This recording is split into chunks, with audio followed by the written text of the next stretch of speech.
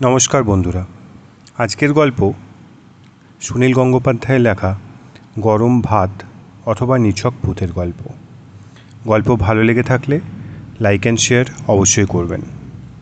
গল্প শুরু করতে চলেছি গরম ভাত অথবা নিছক ভূতের গল্প। ওরা আসে নিশুতি রাতে, প্রতি অমাবস্যায়। তখন ঘুটঘুটে অন্ধকার চারিদিকে, শুনশান অদৃশ্য। মনে হয় এখানে কেউ বেঁচে নেই, কোনো বাড়িঘর নেই। বাতাসে গাছের ডগাগুলো কাঁপে। বাঁশবনে একটা বাঁশের সঙ্গে আর একটা বাঁশের ঘষা লেগে শব্দ হয়, কর কর কর। লিচু গাছে ঝাঁক বেঁধে এসে বসে বাদুড়। দু একটা প্যাঁচা খ্যারখ্যারে গলায় ডাকে। পাঁচলা মোড়ার বড় অশ্বত্থ গাছটায় একটা তক্ষক ঠিক 7 বার তক্ষ করে। এই তক্ষকটা নাকি 350 বছর ধরে বেঁচে আছে। সেই সময় ওরা আসে।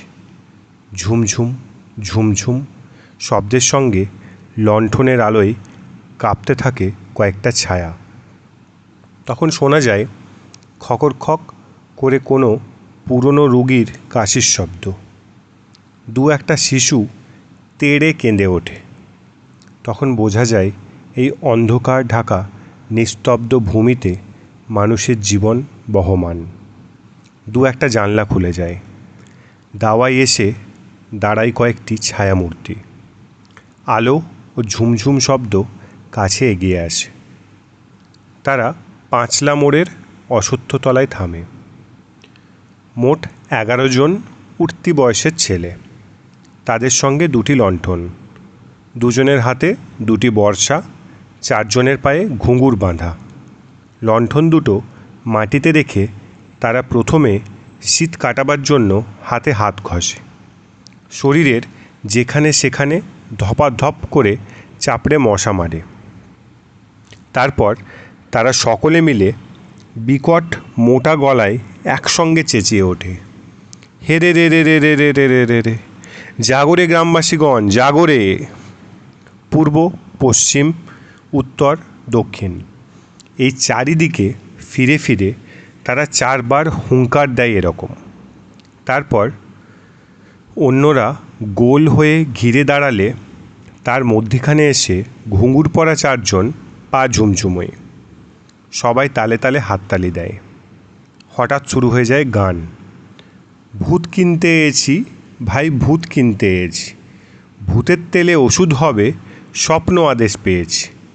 বিপিন খুড়োর নতুন কলে তুলসী পাতা গঙ্গা জলে, ভূতের কেঠো হাড়ের গুঁড়ো মিশায়ে রস খেয়েছি। ভূত কিনতে এসেছি ভাই, ভূত কিনতে এসেছি। তাদের সেই তার স্বরে গান ও ঘুঙুরের শব্দে অশ্বত্থ গাছের কয়েকটি কাক হঠাৎ ঘুম ভেঙে কা কা কা করে ওঠে। 2-3টে শেয়াল ছুটে পালায়। কাছেই কোনো বাড়ির দাওয়ায় তামাক টানার মটমট শব্দ শোনা যায়। ওরা আবার গায়, ভূতের নাতি ভূতের পুঁতি, বুড়ো হাবড়া ছোড়াছুড়ি, যেমন তেমন ভূত পেলে ভাই হবে না আর ছাড়াছাড়ি। মামদ ভূত বা ব্রহ্মদত্তি, দেখাও যদি 3 সত্যি, 10টি করে টাকা পাবে, হাতে হাতে দোকানদারি। সেই টাকায় খাও মন্ডা মিঠাই, করে সবে কাড়াকাড়ি। ভূত জিনিতে ও ভাই ভূত জিনিতে, ভূত কিনিতে ও ভাই ভূত কিনিতে, ভূত জিনিতে এয়েছি ভাই, ভূত কিনিতে এয়েছি। ভূতের তেলে ওষুধ হবে স্বপ্ন আদেশ পেয়েছি। 10 টাকা 10 টাকা 10 টাকা, এক এক ভূত 10 টাকা, হাতে হাতে গরম গরম 10 টাকা। গান শেষ করার পরও নাচ থামতে চায় না, বিশেষত বেটে নিতাইয়ের। সে নাচতে ভালোবাসে। সুরেন্দ্র তার দিকে একটি বিড়ি এগিয়ে দিয়ে বলে, নে খা। তখন নিতাই থামে। সুরেন্দ্রর বুকখানা লোহার দরজার মতন, মাথায় ঝাঁকড়া ঝাঁকড়া চুল, হাতে একটা বর্শা। তার চোখ মুখে বেশ একটা তৃপ্ত ভাব। গানখানি সেই বেঁধেছে, কিন্তু নিজে গাইতে পারে না।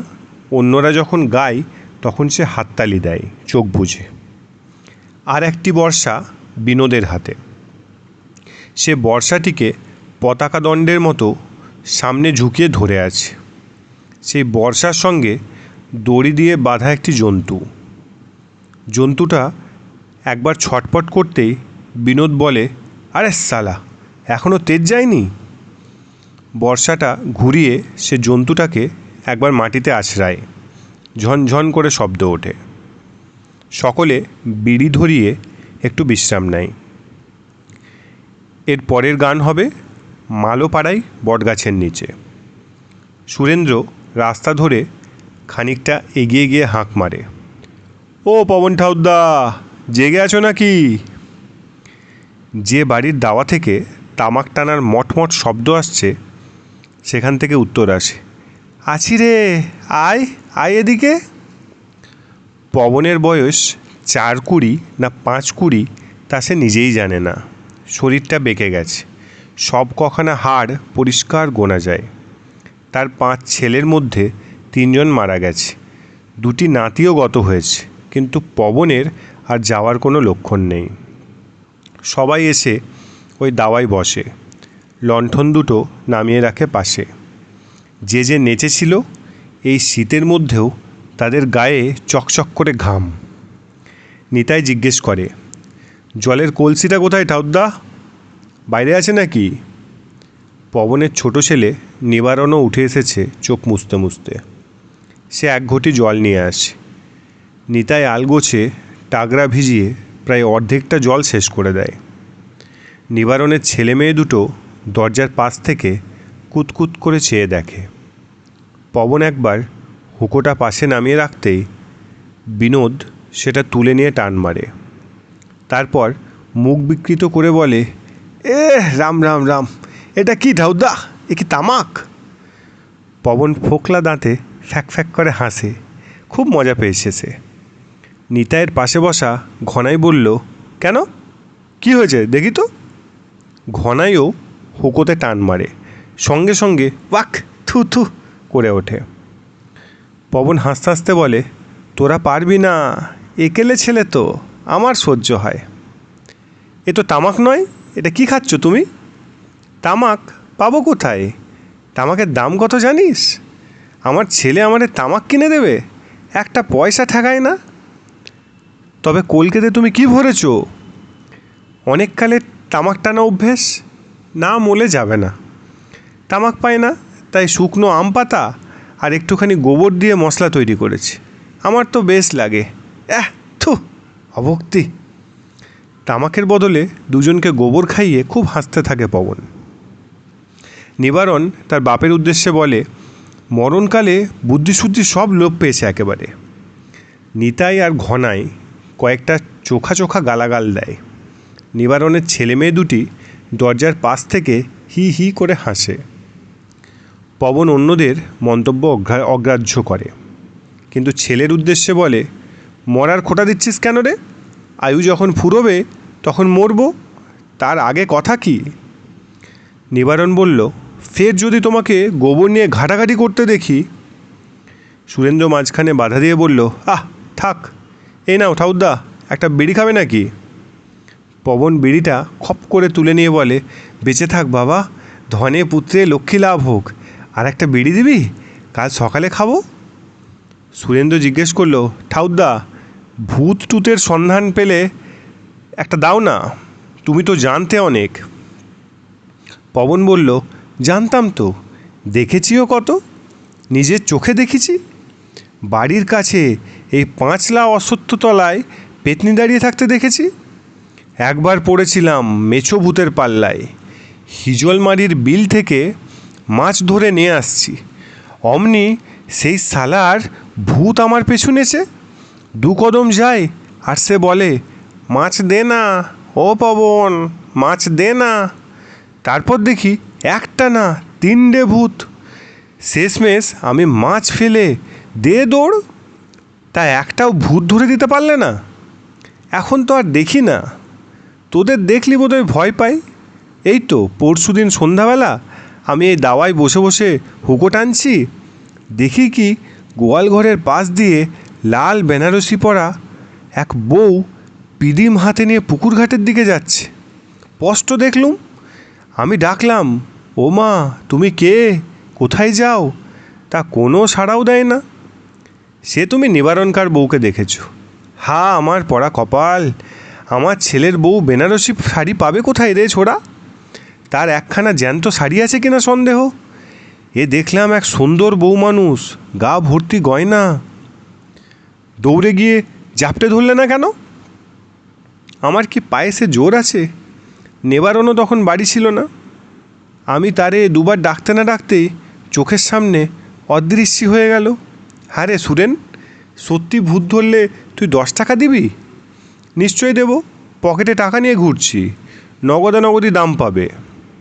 পবন তার ঘোলাটে চোখ মেলে নিজের ছেলের দিকে তাকায়, লোভী গলায় ঝামটা দিয়ে বলে, একটু বন বাজারে ঘুরলেও তো পারিস। নগদানগদি 10 টাকা এই বাজারে কে দেয়? 10খানা তাগড়ায় মানকচুরও 10 টাকা দাম ওঠে না। হাত খালি বসেই তো আছিস। নিবারণ বললে, তুমি চুপ করো, ভূত আবার ধরা যায় নাকি?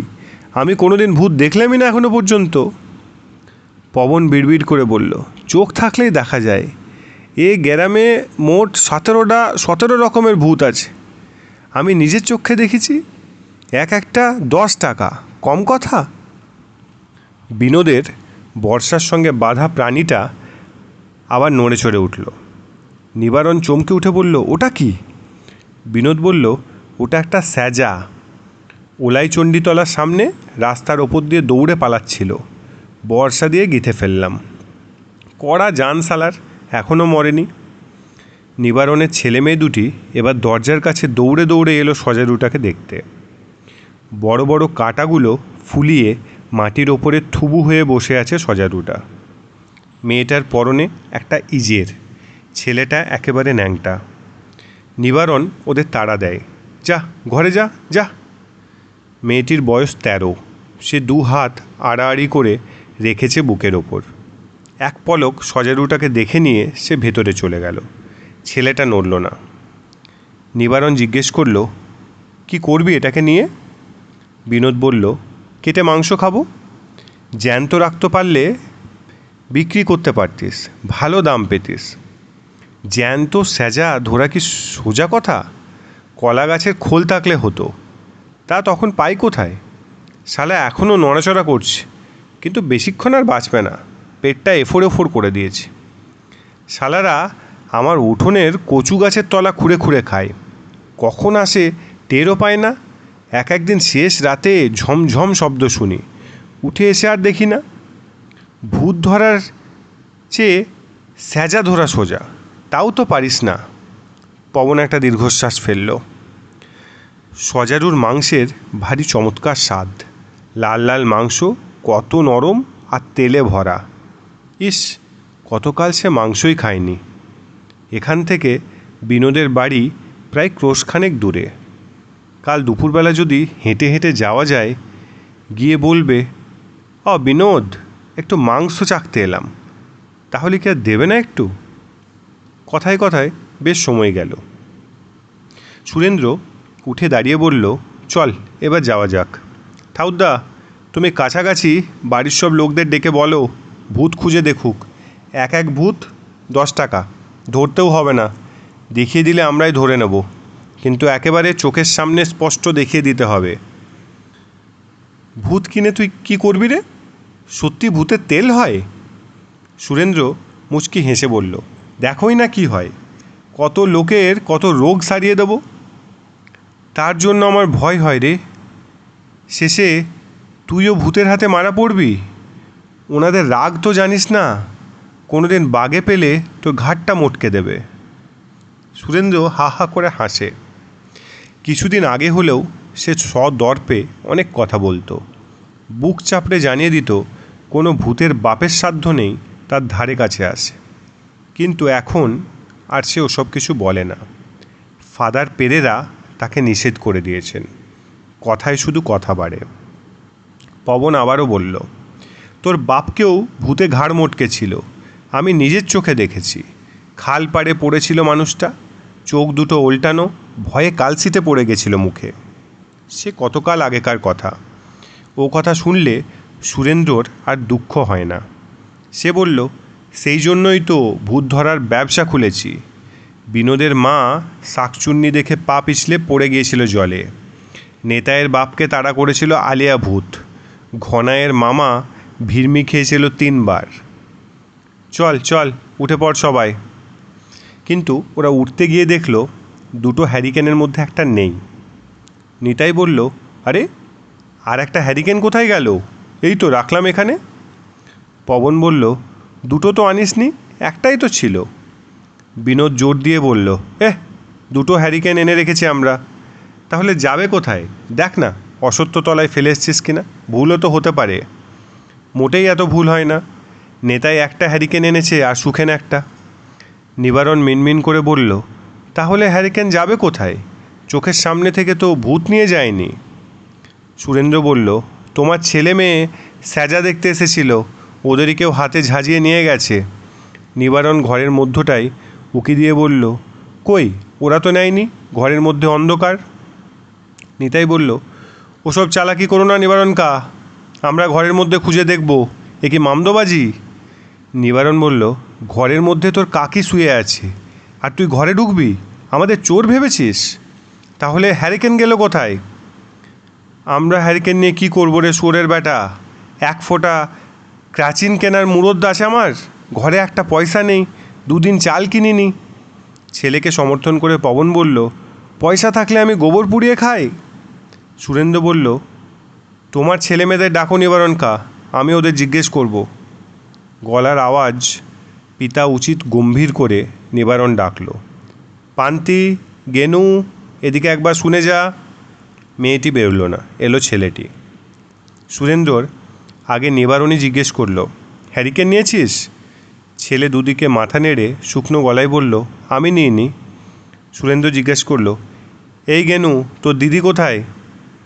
গেনু বাড়ির পেছনের অন্ধকারের দিকে হাত দেখিয়ে উত্তর দিল, ওই সেথায় গেছে।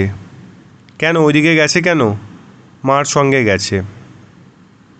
নিতাই ঠাট্টার সুরে বলল, নিবারণ কা, তোমার বউ মেয়েতে মিলে ভূত খুঁজতে গেছে নাকি? পবন ধমক দিয়ে বলল, অমন অনাচ্ছিষ্টি কথা কবিনে নেতাই। পোয়াতি বউ রাত বিরেতে যাবে ভূতের সন্ধানে? 8-20 পেতনির নজর লাগলে পেটের ছেলে পেটেই মরে যাবে। বাহ্যিখানার ওধারে আমি কতদিন পেতনি দেখেছি। নিতাই ঝংকার দিয়ে বলল, তাহলে তোমার পুতের বউ রাত বিরেতে ওদিকে যায় কেন? নিবারণ বলল, তোর কাকির উদুরি অসুখ আছে, তা আমাদের হ্যারিকেন নিয়ে গেছে বলে গেলেই পারত। কে তোদের হ্যারিকেন নিয়ে গেছে? নিলে আমরা দেখতে পেতাম না? আরে, এ তো মহাজ্বালা, আমাদের হ্যারিকেন কি শূন্যে উড়ে গেল? সুরেন্দ্র বলল, চল ওদিকে গিয়ে দেখে আসি। পবন কিংবা নিবারণ নড়ল না। অন্যরা দল বেঁধে গেল বাড়ির পেছনের অন্ধকারের দিকে। খানিক দূরেই একটা আমলকি গাছের তলায় দাঁড়িয়ে আছে পান্তি। এই শীতের মধ্যেও তার কোমরে ইজের আর খালি গা। কিশোরী মেয়ের বুকে যে জিনিস শব্দ করে যৌবনের আগমন জানান দেয়, সে সেখানে তার 2 হাত চাপা দিয়ে আছে। ওদের দেখেই তার স্বরে চেঁচিয়ে উঠল, এদিকে আসবেন না, এদিকে আসবেন না। কাছে একটা ঝোপের আড়ালে হ্যারিকেনের ক্ষীণ আলো। সেদিকে এক পলক তাকিয়েই চোখ ফিরিয়ে নিয়ে সুরেন্দ্র বলল, হ্যারিকেনটা জিজ্ঞেস করে কেন আনিসনি? আমরা পাঁচলা মোড়ে দাঁড়াচ্ছি, কাজ হয়ে গেলে দিয়ে যাবি। নিতাই রসিকতা করে বলল, আর ওদিকে পেতনি তেতনি দেখলে আমাদের চেঁচিয়ে ডাকিস, কপাত করে গিয়ে ধরে নিয়ে আসবো, 10 টাকা পাবি। ঘরের দাওয়ায় বসে পবন বলল, খালধারে চৌধুরীবাবুর বাড়িতে একবার একটা ভূত ধরেছিলেন, জীবন্ত কঙ্কাল। কত ঝটাপটি করছিল, কিন্তু কর্তাবাবুর দড়ি দিয়ে বেঁধে ফেললেন। আমাদের ভাগ্যে ওরকম হয় না। নগদ 10টা টাকা 7 সের চাল খরিদ করা যায়। গেনু জিজ্ঞেস করল, দাদু, তুমি সত্যি ভূত দেখেছো? পবন বলল, হ্যাঁ রে দাদু, কতবার। আমাকে একবার দেখাবে? দূর থেকে একটিবার দেখব। দেখবি, ভাগ্যে থাকলে ঠিকই দেখবি, তবে না দেখাই ভালো। দূরের দলটার দিকে তাকিয়ে নিবারণ বলল, শালাদের বড় টাকার গরমাই হয়েছে। একটু পরে ঘুঙুরের রুনু রুনু শব্দ তুলে ওরা আবার চলে গেল দূরে। হ্যারিকেনের আলোও মিলিয়ে গেল। সঙ্গে সঙ্গে অমাবস্যার রাত্রির মধ্যে অদৃশ্য হয়ে গেল বাড়িটা। সুরেন্দ্রকে নিয়ে গ্রামের লোক খুব ধন্দে পড়েছে। বেশ কিছুদিন সবাই ভুলেই ছিল ওর কথা। ওর বাপ মারা যাওয়ার পর ওদের বংশটাই মরে হেজে যেতে বসেছিল। ওর যখন 12-13 বছর বয়স তখন চৌধুরীবাবুদের বাড়িতে রাখালি করত। একদিন মেজবাবুর চটি জোড়া পড়েছিল বৈঠকখানার সিঁড়িতে। ও ছোড়াটা সেটা হাত দিয়ে না সরিয়ে পা দিয়ে সরাতে গেছিল। অমনি চোখে পড়ে গেল মেজবাবুর। প্রচণ্ড ঠ্যাঙানি খেয়ে ধুঁকতে লাগলো উঠোনে পড়ে। ছোড়ার নাকি চুরি টুরির হাত টানো হয়েছিল। ঠ্যাঙানি খাবার দিন বিকেলবেলা ছোড়াটা গ্রাম ছেড়ে পালালো। তারপর শোনা গিয়েছিল ছোড়াটা শহরে গিয়ে সাইকেলের দোকানে পাম্প দেয়। তারপর কেউ আর খোঁজ রাখেনি। সে এখন আবার ফিরে এসেছে মস্ত জোয়ান মদ্য হয়ে। কোন ফ্যাক্টরিতে নাকি কাজ করে, গায়ে রঙিন রঙিন জামা, হাতে ঘড়ি, বিড়ির বদলে সিগারেটই খায় বেশি। একদিন চৌধুরীবাবুদের বাড়ির সামনে গিয়ে থুক করে থুতু ফেললে। একবার না 3 বার। এমন কাণ্ড এ গ্রামে কেউ কখনো করেনি। ও বাড়িতে অবশ্য কর্তাবাবুরা কেউ থাকেন না এখন। এক গোমস্তা শুধু টিমটিম করছে। গোমস্তাবাবু বুড়ো মানুষ, তিনি আর কি করবেন? ফ্যাল ফ্যাল করে চেয়ে দেখলেন শুধু। পাইক বরকন্দাজ তো নেই আর একটাও। এখন 7 বৎসরের ধানই ওঠে না। গ্রামে কতকগুলান চেলা চামুন্ডা জুটেছে সুরেন্দ্রর। ফি হপ্তায় শনি রবিবার সে বাড়ি আসে। নিজেদের পোড়ো ভিটেই আবার ঘর তুলেছে। সেখানে চেলাগুলোকে নিয়ে হুল্লোড় করে। খাওয়া দাওয়া ভালোই জোটে কি না ওখানে। গত মাসে ওরা পূবপাড়ার বহুকালের মজার দিঘিটা সাফ করতে গিয়েছিল। সাফ হয়েছে না ঘিচু হয়েছে, শুধু জলে নেমে দাপাদাপি। সবাই জানে ওই দিঘিতে জক আছে। প্রতি বছর একজন করে মানুষ টেনে নেয়। ওদের দলেরও একজন মরতে বসেছিল। মাছ পুকুরে ডুবিয়ে মাটি তুলতে গিয়ে আর দম পায়নি। হাঁক পাক করতে করতে যখন উঠল তখন মুখখানা নীল হয়ে গেছে। তবু ওদের আক্কেল হয়নি, আবার সামনের হপ্তায় নামবে। আর এক ঢং হয়েছে। অমাবস্যার রাত্রিরে দল বেঁধে কীর্তন গাইতে গাইতে ঘোরা। গায়ের অকর্মা ছোড়াগুলো এই এক কাজ পেয়েছে। সুরেন্দ্র নিশ্চয়ই ওদের নেশা ভাঙের খরচাপাতি দেয়। কয়েকজনকে নাকি শহরের ফ্যাক্টরিতে চাকরিও জুটিয়ে দেবে বলেছে। সেটাই বড় টোপ। ভূত কেনার আছিলায় সুরেন্দ্র কি বলতে চায় তা অনেকেই বুঝেছে। সবাই তো আর ঘাসে মুখ দিয়ে থাকে না। কিন্তু এতকাল এত লোক যা নিজের চোখে দেখেছে তা মিথ্যা হয়ে যাবে? আর ভূতগুলোও হয়েছে মহা ফেরেববাজ। সুরেন্দ্রর দল দেখলে কিছুতেই সামনে আসে না। ভূতেরাও ওকে ভয় পায়। যা সন্ডামার্কা চেহারা, ভূতের বাবাও ওকে ভয় পাবে। দিন দিন তেজ বাড়ছে সুরেন্দ্রর। ক্রমাগতই রেট বাড়াচ্ছে সে। আগে ছিল 10 টাকা, তারপর 20, তারপর 50, এখন একেবারে 100 টাকায় তুলেছে। এক ভূত ধরাই দিলে 100 টাকা। ধরাতেও হবে না, দূর থেকে দেখিয়ে দিলেই হবে। আর 2জন সাক্ষী রেখে দেখালেই হবে। 100 টাকা শুনলেই মাথার রক্ত ছনছন করে। এ বাজারে 100 টাকা কে দেয়? মানুষের জীবনেরই দাম নেই, আর একখানা ভূতের দাম 100 টাকা। শালাকে ভূতে ঘাড় মটকায় না কেন? নাকি ভূতেরাই নিজেদের দাম বাড়াচ্ছে আর আড়ালে বসে মিটিমিটি হাসছে? সুরেন্দ্র নাকি প্রথম প্রথম গায়ে এসে নিতাইদের বলেছিল মানুষের আত্মা বলে কিছু নেই। কথাটা শুনলে গা ছমছম করে। মানুষের আত্মা নেই? তাহলে কোথা থেকে আসা আর কোথায় যাওয়া? এ জন্মে দুঃখ কষ্ট সহ্য করলেও পরকালে সুখের আশা থাকে। আত্মাই যদি না থাকে তাহলে আর পরকাল কি? হারামজাদা! এসব কথা যে বলে মেরে তার মুখ ভেঙে দিতে হয়। প্রথমটা শুনেই মনে হয়েছিল সুরেন্দ্র নিশ্চয়ই কেরেস্তান হয়েছে। তাহলে শালাকে এক ঘরে করার কোনো অসুবিধা ছিল না। কিন্তু কেরেস্তান তো নয়। গত বছর ও ধুমধাম করে দুর্গাপুজো করলে। দুর্গাপুজো নিয়ে গত বছর একটা কাণ্ডই হয়েছিল।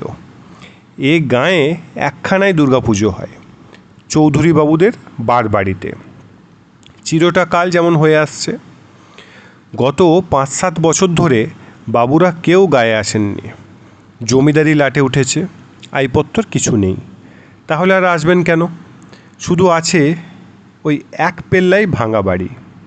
বাবুরা আর পুজোর খরচাও দেন না, কিন্তু মায়ের পুজো তো আর বন্ধ হতে পারে না। তাই গাঁয়ের 5 জনে মিলে ভাগাভাগি করে খরচাপত্র দিই পুজোটা সারা হয় নমনম করে। গত বছর সুরেন্দ্র আর তার দলবল বললে, গাঁয়ের লোকের পয়সাতেই যদি পুজো হয় তো সে পুজো হবে গাঁয়ের মাঝখানে চালা বেঁধে, জমিদারদের বাড়িতে হবে কেন? যে জমিদারদের কানাকড়ির মুরদ নেই সে কেন শুধু শুধু পুণ্যি লুটবে? ব্যাটার এখনও রাগ আছে চৌধুরীদের ওপরে। যে বাড়িতে বরাবর দুর্গোৎসব হয় হঠাৎ একেবারে বন্ধ হয়ে গেলে সে বাড়ির ওপর মায়ের অভিশাপ নেমে আসে। সে কথা সুরেন্দ্র জানে। আরে ব্যাটা, জমিদার বাবুরা এখন তো মরমে মরেই আছে, তুই আর এখন কতটা মারবি? অমন দুর্দান্ত ছিলেন মেজবাবু, তার ছোট ছেলে এখন জেল খাটছে। কলেজে পড়ার সময় মারদাঙ্গা করতে গিয়েছিল। মেজবাবু আর এক ছেলে রেলের গার্ড। হে হে হে হে। শেষ পর্যন্ত সুরেন্দ্র প্রাইমারি স্কুলের মাঠে দুর্গাপুজো করিয়ে ছাড়লে। শহর থেকে চাঁদার বই ছাপিয়ে এনে পয়সা তুললে সব ঘর থেকে। দুর্গাপুজোর ঠিক আগেই ধান ওঠে, লোকের হাতে 2-5টা পয়সা থাকে। গায়ের যে 5টা ভদ্রলোক আগের বছর পুজোর সময় সর্দারি করতেন তেনারাও ওদের সঙ্গে কোনো তক্ক ঝঞ্ঝাটে গেলেন না। যে বাবুরা আগের বছর চাঁদা দিতেন 25 টাকা, তারা দিলেন 5 টাকা। সুরেন্দ্রর চেলারাই মাঠের মাঝখানে ছাউনি বেঁধে মাকে নিয়ে এলো। অষ্টমী পুজোর দিন মাঝরাতে সুরেন্দ্র সে কি নাচ! ক বোতল মাল টেনেছিল কে জানে। চোখ দুটো জবা ফুলের মতন লাল, মাথায় ঝাঁকড়া ঝাঁকড়া চুল, মোষের মতন চেহারা। ব্যাটাকে দেখাচ্ছিল নন্দীভৃঙ্গির মতো। 2 হাতে 2টো ধুনুচি নিয়ে নাচতে নাচতে সে কি মামা বলে চেল্লানি। নেশার ঝোঁকে পায়ের ঠিক নেই, একবার ঢলে পড়ছে। ধুনুচিতে গনগনে আগুন, একবার তো সব শুদ্ধি হুমড়ি খেয়ে পড়ল। আগুন লেগে যে ওর চোখ দুটো কানা হয়নি সে ওর 7 পুরুষের ভাগ্যে। পড়ল তো আর ওঠেই না। ওর সাগরেদরা ওর নাম ধরে ডাকাডাকি করে, হাত ধরে টানাটানি করে, তবুও কোনো সাড়া নেই। অত বড় লাশকে টেনে তোলা কার সাধ্যি? শেষ পর্যন্ত নেতাই যখন 1 কলসি জল এনে ওর মাথায় ঢেলে দিতে যাবে সেই সময় নিজেই লাফিয়ে উঠে হো হো করে হাসতে লাগলো। ঢং! এতক্ষণ ঢং করছিল। যত সব নেশাখোরের কাণ্ড। মেজবাবুর যে ছেলে এখন জেল খাটছে, গত বছর পুজোর ঠিক পরপরই সে এসেছিল একবার গাঁয়ে। সঙ্গে 2 বন্ধু। আগে বাবুরা আসতেন মোটর গাড়িতে, এ ছেলে এলো মোটর সাইকেলে। তা ভালোই করেছে। মোটর সাইকেলের বেশ একখানা জমিদার শব্দ আছে। অত বড় চৌধুরী বাবুর 2-3খানা ঘরও এখন আস্ত আছে কি না সন্দেহ উঠল সেখানেই। বুড়ো গোমস্তাবাবু নিশ্চয়ই ছোটোবাবুর কাছে সব লাগানি ভাঙানি দিয়েছে। পরদিন পাঁচু মুদির দোকানে ছোটোবাবু নিজে এসে জিজ্ঞেস করলো, বলতে পারো সুরেন কোথায় থাকে? পাঁচু মুদি সাবধানে বলল, কোন সুরেন? ছোটোবাবু বলল, তার বাড়ি তো 5লা মোড় ছাড়িয়ে আরও 1 মাইল, গাঁয়ের একেবারে কিনারে। কিন্তু রোজ তো সে গাঁয়ে থাকে না। কিন্তু সেদিন রবিবার, সুরেন্দ্র ঠিকই থাকবে।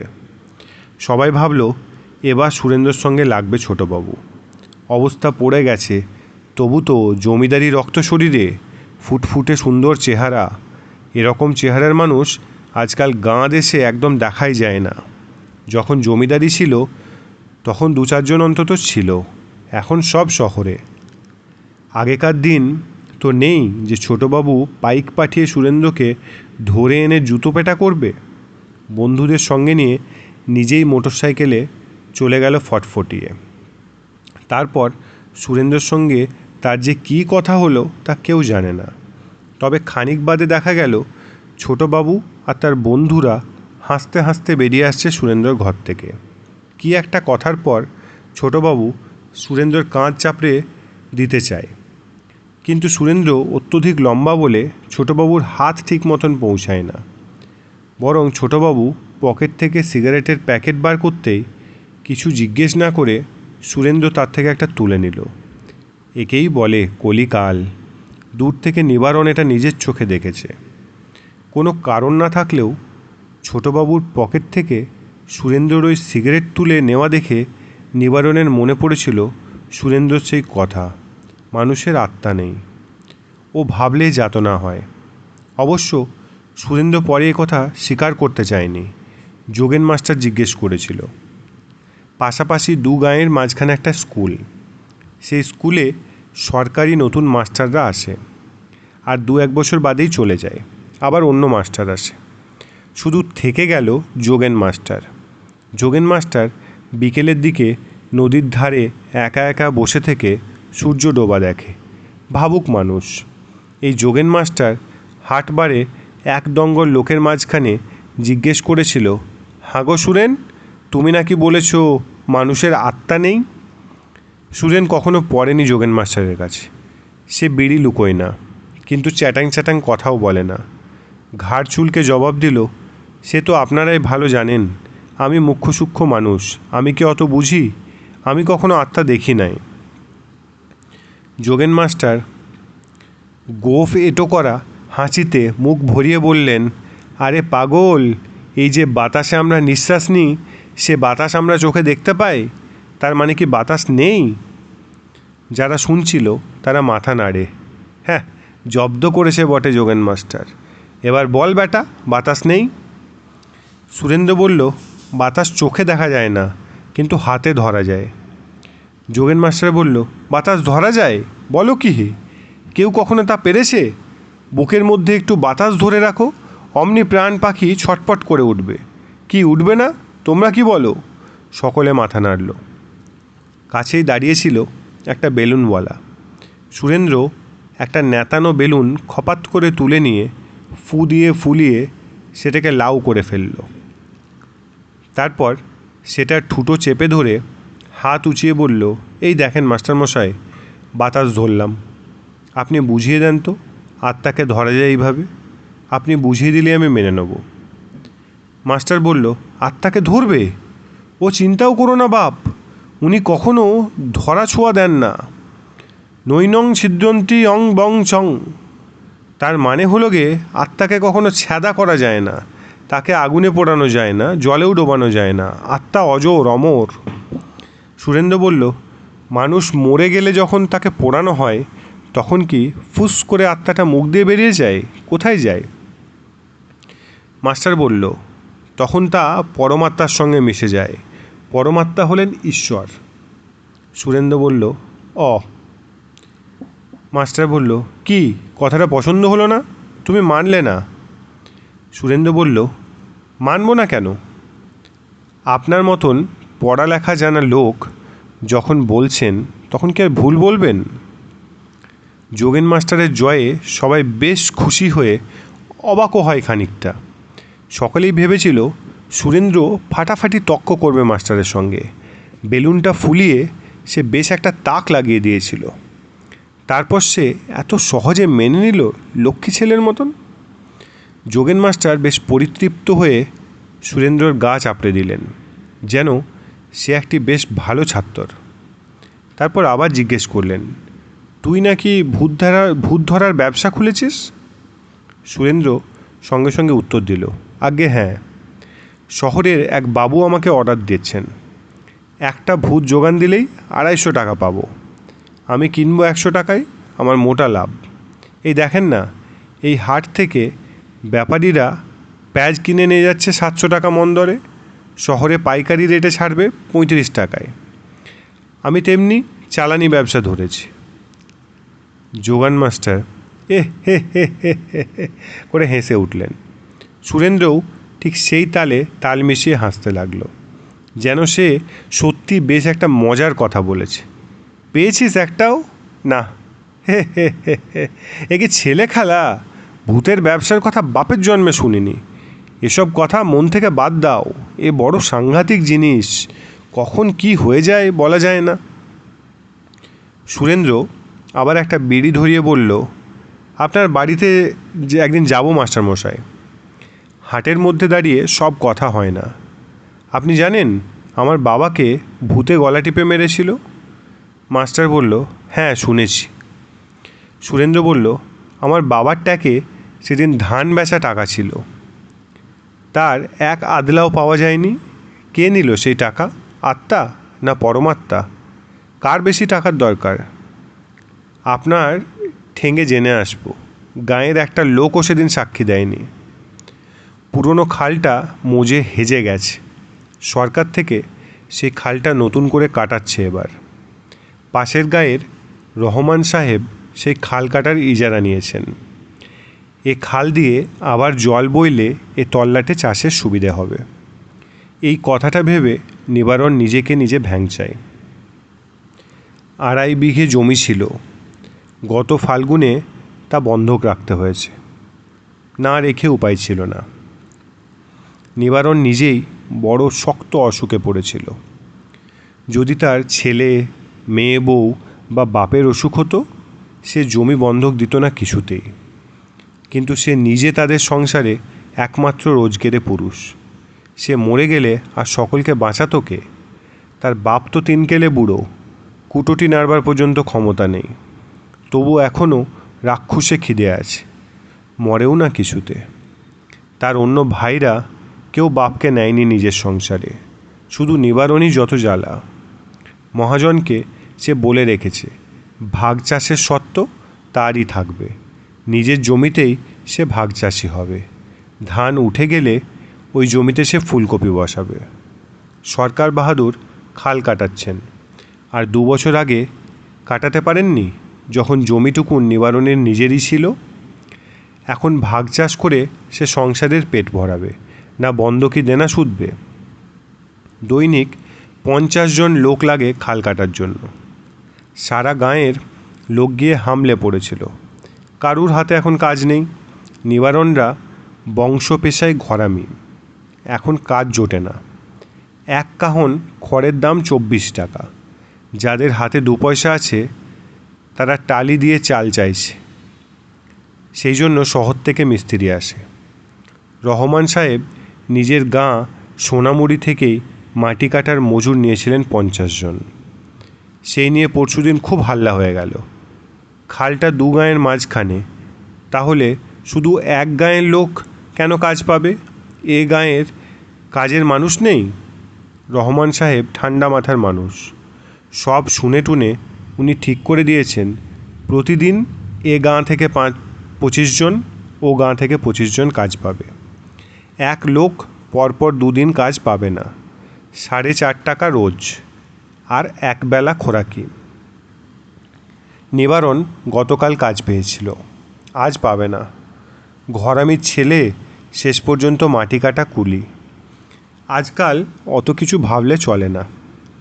ভাত এমন চিজ, খোদার সঙ্গে 19-20। আজ তার কাজ নেই, তবু নিবারণ খাল ধারের দিকে যাচ্ছে। অন্য কোনো কাজও তো নেই এখন, তবু ওসব দেখতে ভালো লাগে। যেতে যেতে তার বারবার মনে পড়ছে সুরেন্দ্রর কথা। সুরেন্দ্রকে সে কিছুতেই পছন্দ করতে পারছে না। সুরেন্দ্রর স্বাস্থ্য ভালো, পকেটে পয়সা ঝমঝমিয়ে বেড়ায়। এসব মানুষ একবার গ্রাম ছেড়ে শহরে গেলে আর ফেরে না। সুরেন্দ্র ফিরল কেন? আবার বিদেয়ী হলেই তো পারে। পকেটে তার শয়ে শয়ে টাকা, কিন্তু এমনি তো সে কাউকে দেবে না। ভূত কেনার বায়না।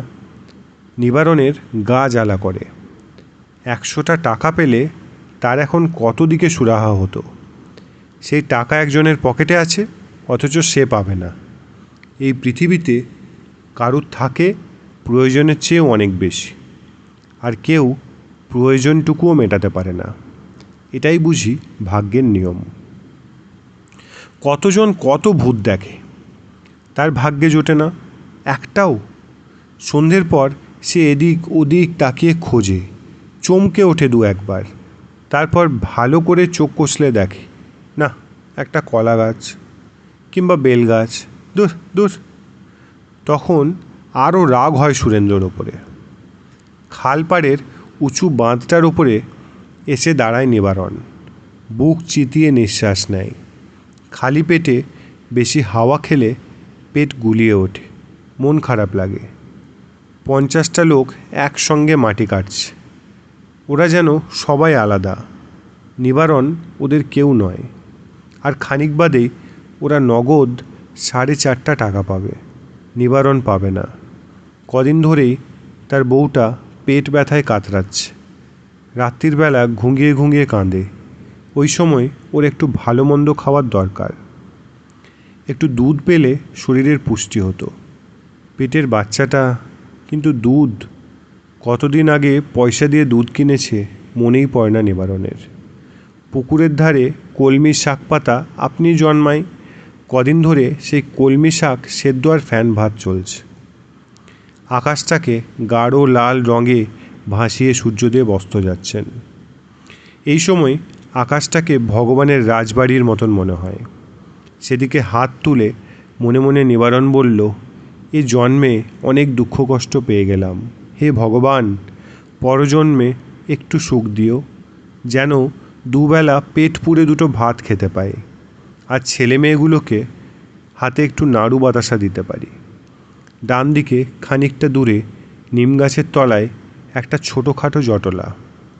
বিনা পয়সায় 2-1 টান বিড়ি খাওয়ার লোভে নিবারণ সেই দিকে এগিয়ে গেল এবং গিয়েই একটা চমকপ্রদ খবর শুনল। সঙ্গে সঙ্গে একটা হিংস্র আনন্দ জ্বলে উঠল তার চোখ দুটোতে। সে যেন এবার তার সব পরাজয়ের প্রতিশোধ নেবে। উত্তেজিত আলোচনার মধ্যে জোর করে মাথা গলিয়ে নিবারণ জিজ্ঞেস করল, ওসব কথা ছাড়ো দেখিনি, কেউ নিজের চোখে দেখেছে? সোনারং গ্রামের বাঙাল চারু বলল, নিজের চোখে দেখিনি কি চ্যাটাম মারছি নাকি? নিবারণ ব্যগ্রভাবে জিজ্ঞেস করল, এখনও আছে? এই তো ভানু দেখিয়েছে একটু আগে, মাটিতে গইড়ে ছটফটাচ্ছে। সত্যি রে ভানু? ভানু অতি সরল নির্বোধ লোক। 20-22 বছর বয়স থেকেই তার মাথায় টাক। সবাই জানে, মিথ্যে কথা বানিয়ে বলার ক্ষমতা পর্যন্ত নেই ভানুর। ভানু বলল, হ্যাঁ দেখেছি, কালো জাম গাছটার তলায় মাটিতে পড়ে ছটফট করছে আর গ্যাজলা বেরুচ্ছে মুখ দিয়ে। ওঝা এসেছে, এমন ধুনো জ্বেলেছে না, চোখ জ্বালায় আমি আর তিষ্ঠুতে পারলুম না। নিবারণ রাগ করে বলল, ওঝা? তোদের সালার কি ঘটে বুদ্ধি হবে না কোনো দিন? সুরেন্দ্রকে খবর দিসনি কেন? সে বাঞ্চোত, সে যে বড় তড়পায়, সে হারামের বাচ্চাটা আজ দেখাক তার কতখানি মুরদ। ভানু বলল, সুরেন্দ্র তো টাউনে, শালাকে টাউন থেকে ধরে নিয়ে আয়। ওর ইচ্ছে মতন তেনারা কি শুধু ছুটির দিনে দেখা দেবেন? মাঝে মাঝে রাত্রির বেলা সুরেন্দ্র টাউন থেকে বাড়ি ফিরে আসে। তবে ডাক না শালাকে। সকলে হইচই করে খালপাড়ের বাঁধ থেকে নেমে গ্রামের দিকে ছুটে গেল। সুরেন্দ্রর বাড়ি গ্রামের এক টেরোয়। বাড়ির লপ্তের ধানি জমি এককালে তাদেরই ছিল। তার বাপ ছিল খুব শক্ত হাতের চাষি। কথাবার্তায় কাউকে রেয়াত করতো না। অল্প জমিতে গায়ে খেটে সে নিজের বউ ছেলেকে দুবেলা খাইয়ে পরিয়ে রেখেছিল। সে জমি জেরাত সব গেছে, কিন্তু বাড়িটি এখনও আছে। গ্রামের এই এক অদ্ভুত নিয়ম, সব সময় ফন্দি ফিকির করে এ ওর জমি কিংবা বাগান নিজের ভাগে নিয়ে নিতে চায়। মিথ্যে মোকদ্দমা লাগে। তাছাড়া গা জুয়ারি দখল তো আছেই। কিন্তু অন্যের বসত বাড়ি কেউ চট করে দখল করতে চায় না। সব গ্রামেই 1-2খানা বসত বাড়ি ফাঁকা পড়ে থাকে, মালিকের কোনো পাত্তা নেই। দিনের বেলা ঘুঘু চড়ে সেখানে। তবু অন্য কেউ সে বাড়িতে চট করে বাস করতে আসে না। তাতে বাস্তুদেবতা অসন্তুষ্ট হন, অভিশাপ দেন। সেই জন্যেই এমনকি পাশের বাড়ির লোকও আত্মীয় কুটুম হঠাৎ এসে পড়লে নিজেদের বাড়িতে জায়গা না থাকলেও তাদের সেই ফাঁকা বাড়িতে থাকতে পাঠাতে দিতে চান না। বরং সেটা পোড়ো বাড়ি হয়ে যাক, তাও ভালো। লোকে জানলা দরজাগুলো খুলে নিয়ে জ্বালানি করে। সুরেন্দ্র নিজের বাড়িটাতে জানলা কপাট বসিয়ে আবার বাসযোগ্য করে তুলেছে। শহরে তার ফ্যাক্টরির পাশে নিজস্ব কোয়ার্টার আছে, সেখানে পাকা নর্দমা আর কলের জল। তবু সুরেন্দ্র আজকাল প্রায়ই গ্রামের বাড়িতে এসে থাকতে ভালোবাসে। এই মাটি তাকে টানে। একদিন মাঝরাত্রিরে নিজের ঘরে একা শুয়ে থেকে সুরেন্দ্র আপন মনে কাঁদে, গল গল করে চোখের জল বেরোয়। অত বড় দশাশয় লোকটা যে কাঁদতে পারে তা কেউ বিশ্বাস করবে না। সুরেন্দ্র কাঁদে একা। তার খুব কষ্ট হয় তার মায়ের কথা ভেবে। একদিন নিষ্ঠুরের মতন সে তার মাকে ছেড়ে চলে যায়। চৌধুরীবাবুরা বিনা দোষে তাকে শুয়োরপেটা করার ফলে রাগে অন্ধ হয়ে গিয়েছিল সে। মায়ের কথাও তখন তার মনে পড়েনি। সে পালিয়েছিল। তার মা খেতে না পেয়ে কেঁদে কেঁদে মরে গেছে এই ঘরে। তাই মায়ের নাকি ওলা ওঠা হয়েছিল বলে গাঁয়ের কেউ তাকে ছোঁয়নি। 3 দিন ধরে বাসি মরা পড়েছিল এখানে। তারপর থেকে আর ভয়ে কেউ এ বাড়ির পাশ মারাতো না। সুরেন্দ্র এতদিন বাদে ফিরে এসেছে এই গ্রামের ওপর প্রতিশোধ নিতে। এখন তার পকেটে টাকা আছে, শরীরে বল আছে, মনে জোর আছে। তবু সে আর তার মাকে ফিরে পাবে না। নিঃশব্দে চোখের জল ফেলতে ফেলতে সুরেন্দ্র একবার ভাবে একদিন সে গ্রামেরই কোনো মেয়েকে বিয়ে করবে। তাহলে তখন হয়তো এই গ্রামের ওপর তার রাগ পড়ে যাবে। কিন্তু সেরকম মেয়ে কই? কারুকেই চোখে ধরে না। রূপের কথা ছেড়েই দাও, একটারও স্বাস্থ্য ভালো নয়। কারুরও ভালো করে বুকটুকুও ওঠেনি। বাইরে থেকে কে যেন মোটা গলায় ডাকে, সুরেন্দ্র, সুরেন্দ্র, ঠিক যেন তার বাবার গলা। সুরেন্দ্র শুয়ে শুয়ে হাসে। গাঁয়ের উটকো ছেলেরা তাকে নানা রকমভাবে ভয় দেখাবার চেষ্টা করেছে অনেকবার। টিনের চালে ঢেলা ছুঁড়েছে, জলে ডোবানো বেড়াল ছেড়ে দিয়েছে ঘরের মধ্যে। একদিন তককে তককে থেকে সুরেন্দ্র কয়েকটা ছোড়াকে ধরে ফেলে বেধড়ক দোলাই দিয়েছিল। তারপর থেকে ওসব উৎপাত অনেকটা কমেছে, কিন্তু 2-4 জন এখনও তার পেছনে লেগে আছে। আবার ধরতে পারলে হয়। আবার সুরেন্দ্র, সুরেন্দ্র বলে ডাক উঠতেই সে বাইরে বেরিয়ে এলো। কেউ নেই। আকাশে তৃতীয়ার ফালি চাঁদ কয়েকটা চামচিকে উড়তে উড়তে চাঁদের দিকে চলে গেছে। পরপর 4টে নারকেল গাছের সবকটা পাতা এখন হাওয়ায় উত্তরমুখ। কেউ নেই, তবু কে ডাকলো? সুরেন্দ্র চারিদিকে ঘুরে ঘুরে তাকায়। খানিক আগে সন্ধে হয়েছে। এর মধ্যেই গ্রামে ছড়িয়ে পড়েছে মোহনিদ্রা। সুরেন্দ্র নিজের কপাট বুকে হাত বুলিয়ে মনে মনে বলল, ওরকম হয়, একলা থাকলে ওরকম শোনা যায়। আর বেশি দিন একলা থাকতে ইচ্ছে করে না। অন্ধকারের মধ্যে দূর থেকে কারা যেন হেঁটে আসছে। 7-8 জন মানুষ। তারা আসছে প্রায় দৌড়ে দৌড়ে এ বাড়ির দিকেই। সুরেন্দ্র স্থিরভাবে দাঁড়িয়ে অপেক্ষা করতে লাগলো। দলের প্রথমেই আছে নিতাই।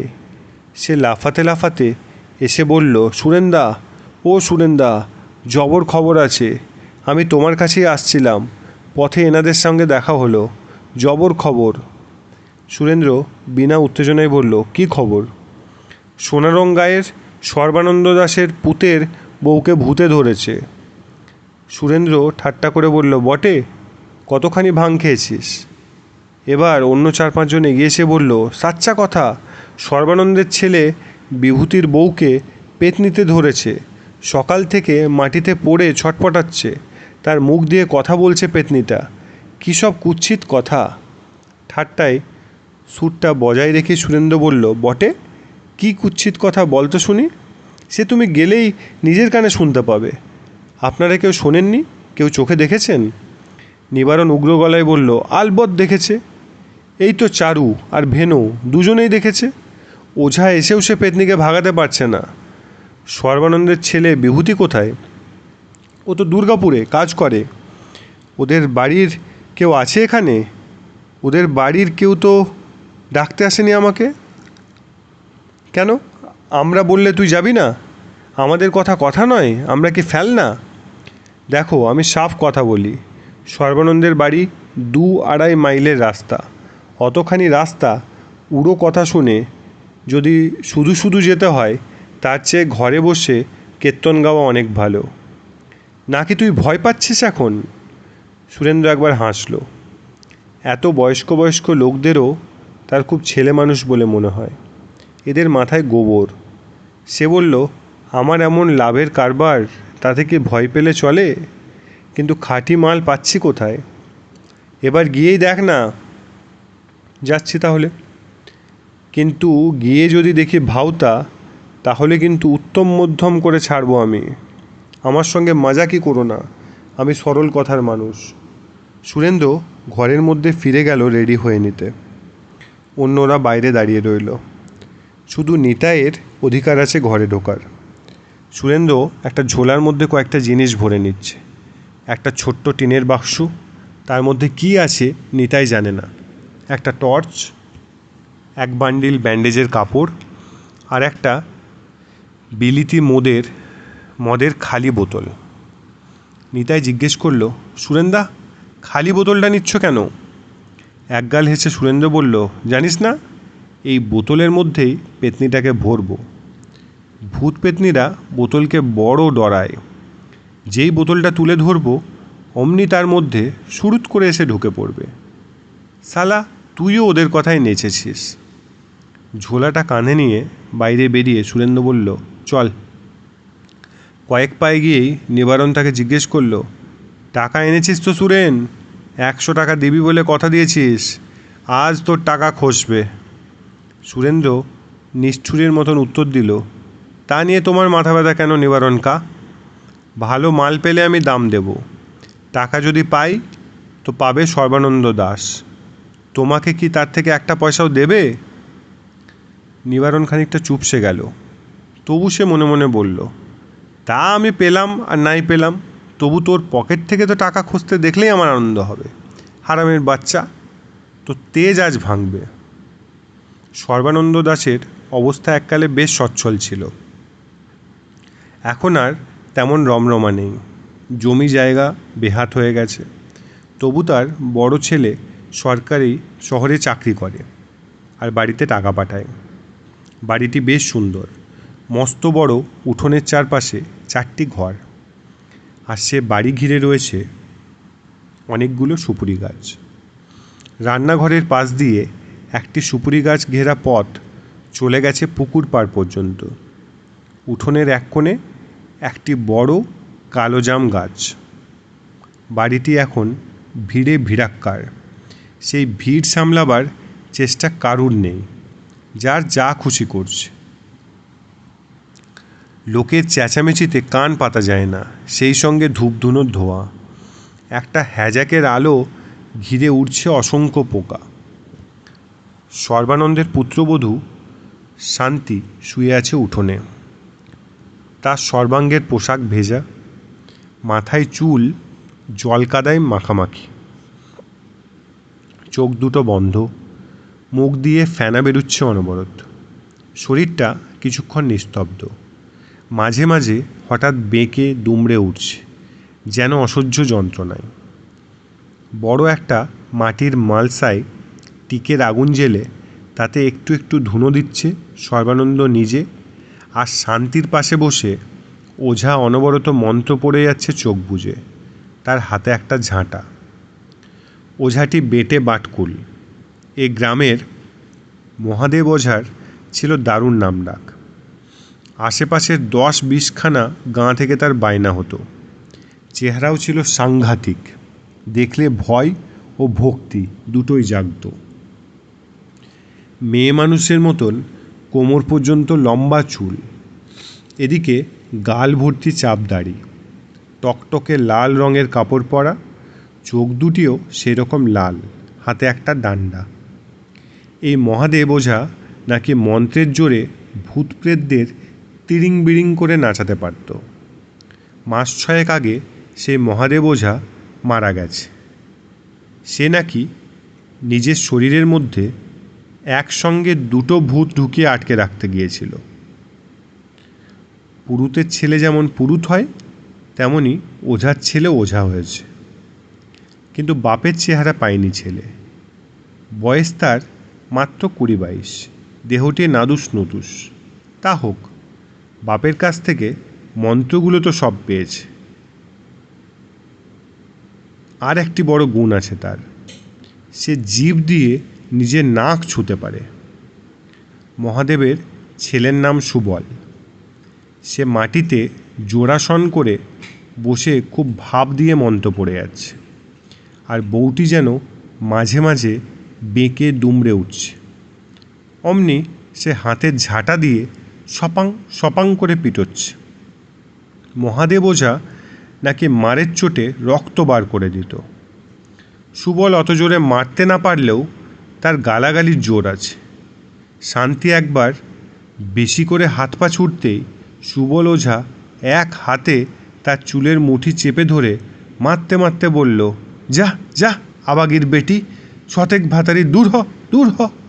সুরেন্দ্র ভিড় ঠেলে এসে উঠোনের মাঝখানে দাঁড়ালো। মিশমিশে কালো জমদূতের মতন তার চেহারা। রাগে চোয়াল দুটো শক্ত হয়ে গেছে। প্রথমেই তার ইচ্ছে হলো সুবল হারামজাদাকে ক্যাঁত ক্যাঁত করে দুটো লাথি কষায়। শুয়ারের বাচ্চাটা মেয়ে ছেলের গায়ে হাত তোলে। সুরেন্দ্র 2 পা এগিয়েও গেল তার দিকে, কিন্তু শেষ পর্যন্ত মারল না। তার মনে পড়ল ফাদার পেরেরার কথা। নিতান্ত আত্মরক্ষার কারণে ছাড়া কারুকে মারতে নেই। যখন তখন মারামারি করে জন্তুরা। তুমি তো মানুষ সুরেন্দ্র। সে ঝুঁকে সুবলকে বলল, দেখি কর্তা, ছাড়ো ছাড়ো, আমি একটু দেখব। আজ যদি মহাদেব ওঝা থাকতো তাহলে তুলকালাম কাণ্ড বেঁধে যেত একটা। মহাদেব ওঝার কাছে কেউ কখনো বাধা দিতে সাহস করেনি। সুরেন্দ্রর মতন জোয়ানকেও গ্রাহ্য করতো না সে। তার গায়ে শক্তিও কম ছিল না। কিন্তু ছেলেটি হয়েছে অকাল কুষ্মাণ্ড। সুবল মিনমিন করে বলল, আমার কেস, তুমি দেখবার কে? বেটিকে এই তাড়ালুম বলে আর একটুখানি। সুরেন্দ্র তাকে পোকামাকড়ের মতন অগ্রাহ্য করে বলল, সরো সরো। তারপর সর্বানন্দকে জিজ্ঞেস করল, কি হয়েছিল? সর্বানন্দ বিবর্ণ মুখে একটা হাত তুলে বলল, ওই জাম গাছটা। সুবলই এবার বাকিটা বলে দিল। আজ ভোরবেলা বাসি কাপড়ে এই বউটি ঘর থেকে বেরিয়েছে।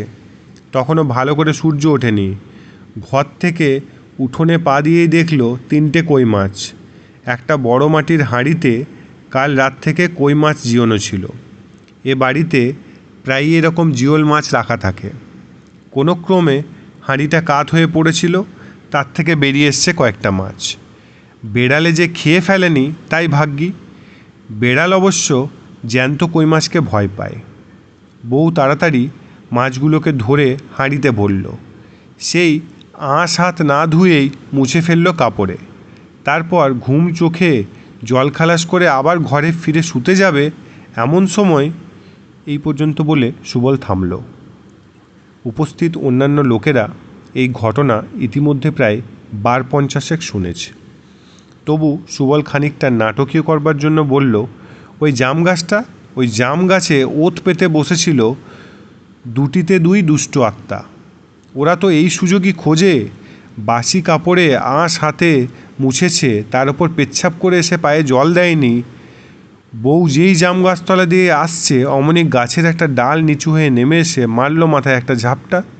ব্যাস, সেই যে পড়ে গেল উঠোনে, আর উঠল না। সুরেন্দ্র জিজ্ঞেস করল, অত ভোরে আর কেউ জেগেছিল? কেউ দেখেছে যে বউ কই মাছ ধরেছিল কিংবা পায়ে জল দেয়নি? সুবল বিজ্ঞের মতন বলল, দেখতে হবে কেন? আমি তো কেস দেখেই বুঝে নিয়েছি। ওই যে বারান্দায় জিওল মাছের হাঁড়িটা এখনও রয়েছে। সুরেন্দ্র বলল, সুবল বলল, প্রমাণ চাও? দেখবে? হাতের ঝাঁটা দিয়ে শান্তিকে খুব একটা জোরে বাড়ি মেরে বলল, হারামজাদি, বল, বাসি কাপড়ে মাছ ধরিনি? শান্তির মুখ দিয়ে আওয়াজ বেরোলো, ওই দেখো শিকার পেয়েছে। আরও শুনবে? আবার সে শান্তিকে ঝাঁটা মেরে বলল, বল, গাছের ডাল নিচু হয়ে এসে ওর মাথায় মারেনি? বল মারেনি? এবার শান্তির মুখ দিয়ে স্পষ্ট আওয়াজ বেরোলো, মেরেছে মেরেছে। সুবল সগর্বে মুখ ঘুরিয়ে তাকালো। সুরেন্দ্র সুবলের হাত থেকে ঝাঁটাটা কেড়ে নিয়ে ফেলে দিল দূরে। শান্তি এই গ্রামের মেয়ে নয়, সর্বানন্দের মামার বাড়ি রাসপাগলা গ্রামে। রাসপাগলা গ্রামে বেড়াতে গিয়ে সর্বানন্দ এই মেয়ে পছন্দ করে এসেছিল। মেয়েটি কিছু লেখাপড়া জানে। সর্বানন্দের ছেলে বিভূতি মহকুমা শহর থেকে বিএ পাশ করে এসেছে। তার সঙ্গে এ মেয়েকে মানিয়েছিল ভালো। ঘরের বউ হয়েও শান্তি জোড়া বিনুনি করতো অনেক দিন।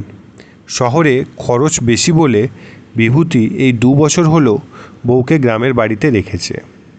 সে 9 মাসে 6 মাসে একবার আসে। এখনও বাচ্চা কাচ্চা হয়নি। ইতিমধ্যে সন্দেহ দেখা দিয়েছে যে বউ বাঁজা। সুরেন্দ্র তাকিয়ে রইল শান্তির দিকে। একটু আগে উপুর হয়েছিল, এখন সে চিত হয়েছে। একটা হাত চাপা পড়েছে পিঠের তলায়, মুখটা মাটির দিকে ফেরানো। ভরা যৌবনের এক নারী এতগুলো লোকের চোখের সামনে পড়ে আছে মাটিতে। ভিজে কাপড় সেটে গেছে গায়ের সঙ্গে। আঁচলটা অজগর সাপের মতন গোল হয়ে কুণ্ডলি পাকিয়ে আছে পায়ের কাছে। কোমরের কষিও আলগা, চোখ দুটো ঘোলা, কিন্তু সে চোখে কোনো ছোষ্টি নেই। বাঁঝা মেয়েদের স্বাস্থ্য ভালো হয়। সুরেন্দ্র এ পর্যন্ত 2 গাঁয়ের মধ্যে শান্তির মতন সুন্দরী আর দেখেনি। সুবল বলল, একসঙ্গে দুটো দুষ্ট আত্মা এসে বসেছিল ওই জাম গাছ। মন্দটা এখনও বসে আছে ওখানে। আমি গাছটার চারপাশে গণ্ডি কেটে দিয়েছি, এদিকে আসতে পারবে না। পেতনিটা সেধিয়েছে বউয়ের শরীরে, একসঙ্গে ছাড়া দুটোতে যাবে না। সুরেন্দ্র এগিয়ে গেল জাম গাছটার দিকে। সুবল চেঁচিয়ে বলল, ওদিকে যেও নি, গায়ে বাতাস লেগে যাবে। তোমার গায়ে বাতাস লেগে যাবে বলে দিচ্ছি। মদ্যটা এখনও বসে আছে, দেখো না হাওয়া বাতাস নেই, তবু ডগার ডালটা আপনি আপনি নড়ছে। ফ্যাকাশে জ্যোৎস্নায় সত্যি মনে হয় জাম গাছের ডগার ডালটা দুলছে একটু একটু। ভিড়ের মধ্যে থেকে কে একজন বলল, ও যেতে চায় যাক না। সুরেন্দ্র নিচু হয়ে তার খাকি প্যান্ট গুটিয়ে ফেলল হাঁটু পর্যন্ত। তারপর তরতর করে উঠে গেল জাম গাছ। সবচেয়ে মোটা ডালটার ওপর এক পায়ে দাঁড়িয়ে হেড়ে গলায় চেঁচিয়ে উঠল, কোথায় সে? সুবল বলল, আরও ওপরে, একেবারে ডগায়, আমি স্পষ্ট দেখতে পাচ্ছি। হাসছে ব্যাটা, আর একটু ওপরে ওঠো, টেট্টি পাবে। সুরেন্দ্র বুঝল ওর চালাকিটা। জাম গাছের ডাল তেমন মজবুত নয়। তাদের বাড়িতে একটা জাম কাঠের পিঁড়ি ছিল। কথা নেই বার্তা নেই, একদিন সেটা মাঝখান থেকে ফেটে 2 ভাগ হয়ে গেল। এখন সে তার এত বড় শরীরটাকে নিয়ে যদি আরও ওপরে ওঠে তাহলে হঠাৎ ভেঙে পড়ে যাবে, আর না উঠলে ওরা বলবে সে হেরে গেল। কোমরের বেল্টটা খুলে সে একটা গোল ফাঁস করল। তারপর পায়ের আঙুলে ভর দিয়ে ডিঙি মেরে যতটা লম্বা হওয়া সম্ভব ছিল সে বেল্টের ফাঁস দিয়ে ধরার চেষ্টা করলো ডগার ডালটা। একবার ধরতে পেরেই সে মট করে ডালটা ভেঙে সেটা হাতে নিয়ে নেমে এলো নিচে। গাছের ডালটা সে সুবলের নাকের কাছে এগিয়ে দিয়ে বলল, এর মধ্যে তোমার মদ্দা ভূতটা বসে আছে। সুবল ভয় পেয়ে মাথাটা পিছিয়ে নিল খানিকটা। শান্তি এর মধ্যে উঠে বসেছে আর ফিকফিক করে হাসছে। সুরেন্দ্রর দিকে হাতছানি দিয়ে বলল, এই শোনো শোনো। সবাই চেঁচিয়ে উঠল, ডেকেছে ডেকেছে, পেতনিটা ওকে ডাকছে। সুরেন্দ্র খানিকটা হকচকিয়ে গেল। ঠিক যেন স্বাভাবিক মানুষের মতন গলা। তবে কি বউটা এতক্ষণ নকল যাত্রা করছিল? সুবলের হাতে এত মার খেয়েও? পাকানো আঁচলটা তুলে নিয়ে শান্তি গায়ে জড়িয়ে ভদ্র হলো। সেই রকমই ফিকফিকিয়ে হেসে হাতছানি দিয়ে সুরেন্দ্রকে বলতে লাগলো, এই শোনো শোনো শোনো না। সুরেন্দ্র এগিয়ে বলল, কি? শোনো, আরও কাছে এসো। আর একটু এগিয়ে সুরেন্দ্র বলল, কি? শান্তি মাটির ওপর চাপড় মেরে বলল, বসো, এখানে এসে বসো। লজ্জা কি? আমাকেও তোমার লজ্জা? তুমি যে আমার নাগর, বসো। সুরেন্দ্র মাটিতে বসল। শান্তি বলল, তোমার সঙ্গে আমার কথা আছে, কানে কানে বলবো। সুরেন্দ্র বলল, ওইখান থেকেই বলো। পা ঘষতে ঘষতে শান্তি নিজেই চলে এলো সুরেন্দ্রর কোলের কাছে। তার মাথাটা ধরে টানল। সুরেন্দ্র খুবই অস্বস্তিতে পড়েছে। শান্তি তার কানে কানে কী যেন বলতে চায়। সুরেন্দ্রর কানের কাছে মুখ ঠেকিয়ে শান্তি ফিস ফিস করে কী যেন বলতে লাগলো। সুরেন্দ্র বুঝতে পারল না তার একটাও বর্ণ। এক সময় সে উহ বলে চেঁচিয়ে উঠল। শান্তি তার কান কামড়ে ধরেছে। সুরেন্দ্র ধাক্কা মেরে সরিয়ে দিল শান্তিকে। তার কান দিয়ে দরদর করে রক্ত গড়াচ্ছে। জনতা হেসে উঠল হো হো করে। সুরেন্দ্রর দুর্দশা দেখে তারা দারুণ মজা পেয়েছে। সেই দিন থেকে তার নাম হয়ে গেল কান কাটা সুরেন। কিন্তু জনতার হাসি থেমে গেল শান্তির অকস্মাৎ হাসিতে। শান্তি হি হি হি হি করে হেসে উঠল। তার ঠোঁটের পাশে রক্ত। তারপর একটা অদ্ভুত বিকট গলা বার করে বলল, এই সুরেন্দ্র, আমাকে বিয়ে করবি? আয় না, বিয়ে করবি? তোতে আমাতে পাট খেতে লুকিয়ে থাকবো, বিয়ে করবি? এই সুরেন্দ্র, আয় না। সবাই জানে সর্বানন্দর ছেলের বউ শান্তি বড় লাজুক মেয়ে। 5 জনের সামনে সে কখনো রাগ কাড়ে না। বিশেষত শ্বশুরের সামনে সে কোনো দিনও এরকমভাবে খারাপ কথা বলবে না। তাছাড়া এ তো শান্তির গলা নয়, তার ভেতর থেকে অন্য কেউ কথা বলছে। শান্তি আবার হাসতে লাগলো, হি হি হি হি করে। মানুষ সেরকম হাসতে পারে না, ঠিক যেন দুটো ছুরিতে ঠোকাঠুকি হচ্ছে। শুনলেই গা ছমছম করে। অনেকেই ভয় পেয়ে দৌড়ে পালিয়ে গেল। সুরেন্দ্র রুমাল দিয়ে তার কানটা চেপে ধরে আসে। রক্তে ভিজে গেছে তার ঘাড়ের কাছের জামা। শান্তি এবার সুরেন্দ্রর বুকের ওপর হিংস্রভাবে ঝাঁপিয়ে পড়ে বলল, খেলবি? আমার সঙ্গে খেলবি? এই সুরেন্দ্র, আয় না, খেলবি? হি হি হি। স্ত্রীলোকের গায়ে হাত তোলা বিষয়ক বিধিনিষেধ ভুলে গেছে সুরেন্দ্র। সে নিজেই এবার শান্তির চুলের মুঠি ধরে মাথাটা সরিয়ে নিয়ে দু গালে সপাটে দুটো থাপ্পড় কষালো। সুরেন্দ্রর মাথায় রাগ চড়ে গেছে। চড় খেয়ে শান্তি আবার নেতিয়ে পড়ল মাটিতে। যারা ভয় পেয়ে পালিয়ে গিয়েছিল তাদের মধ্যে আবার কয়েকজন ফিরে এসেছে। কিছুক্ষণ সবাই চুপচাপ। সুরেন্দ্র রক্ত মুছছে কান থেকে। হঠাৎ ভিড়ের মধ্যে থেকে নিবারণ বলল, এই সুরেন্দ্র, এবার টাকা বার কর, টাকা দে। আর 5 জন বলল, হ্যাঁ, এবার টাকা দিতে হবে। সর্বানন্দদা, ওকে ছেড়ো না, ধরো। সুরেন্দ্র জিজ্ঞেস করলো, কিসের টাকা? ওই যে বলেছিলি চোখের সামনে ভূত দেখলে 100 টাকা দিবি, দে শালা সেই টাকা। এই মাত্র কি দেখলি? সুরেন্দ্র বলল, কি দেখলাম? এখন ন্যাকা সাজছিস? সবাই সাক্ষী দেবে। তুই 50 বার বলেছিস নিজের চোখে ভূত দেখলে 100 টাকা দিবি, এই মাত্র দেখলি না? সুরেন্দ্র বলল, না দেখিনি। মিথ্যে কথা, টাকা মারবার মতলব, দে টাকা। সর্বানন্দদা, ওকে ছেড়ো না, ধরো। আজ আর ছাড়ান ছুরিন নেই, বড় টাকার গরমাই দেখায়। অনেকে মিলে গোল হয়ে এগিয়ে আসছে সুরেন্দ্রর দিকে। ওরা সুরেন্দ্রকে একসঙ্গে চেপে ধরবে। রোগা, খেতে না পাওয়া ভীতু নিবারণের উৎসাহই যেন সবচেয়ে বেশি। সে ওই টাকার একটা আধলাও পাবে না, তবু তো সুরেন হারামজাদার দেমাগ ঠান্ডা করা যাবে। সুরেন্দ্রর নিজের দলের ছেলে নিতাই পর্যন্ত এই কাণ্ড দেখে পেছনে লুকিয়েছে। সে আর মুখ খুলছে না। শান্তি বৌদির ব্যাপার স্যাপার দেখে তার বুক কাঁপছে। সুরেন্দ্র সামনের 2 জনকে ধাক্কা মেরে সরিয়ে দিয়ে পা ফাঁক করে দাঁড়ালো। তারপর জামার তলায় কোমর থেকে একটা মস্ত বড় ভোজালি টেনে বার করে বলল, খবরদার আমার সঙ্গে এঁটেলবাজি করতে এসো না, তাহলে আমি রক্তগঙ্গা বইয়ে দেবো। এবার দৌড়ে পালাতে গিয়ে ওর ঘাড়ের ওপর উল্টে পড়ল। সুরেন্দ্রটা একটা খুনে, ঠিকই বোঝা গিয়েছিল আগে। সুরেন্দ্র হাওয়ায় ভোজালি ঘুরিয়ে বলল, আমি এক কথার মানুষ, 100 টাকা দেবো বলেছি, আসল মাল পেলে ঠিকই দেব। তাই বলে আমাকে বাজে মাল, ভুসি মাল গছাবে? একটা মৃগী রোগী, তাই দেখিয়ে টাকা চাইছো?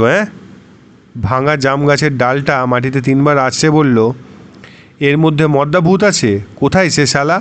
নাকি আমাকে দেখেই পালিয়েছে? ঝোলা থেকে খালি বোতলটা বার করে সুবলের সামনে ঠকাস করে রেখে সে বলল, সাপুরেরা যেমন সাপ ধরে সেরকম একটা ভূত ধরে দেখাও দেখি আমাকে।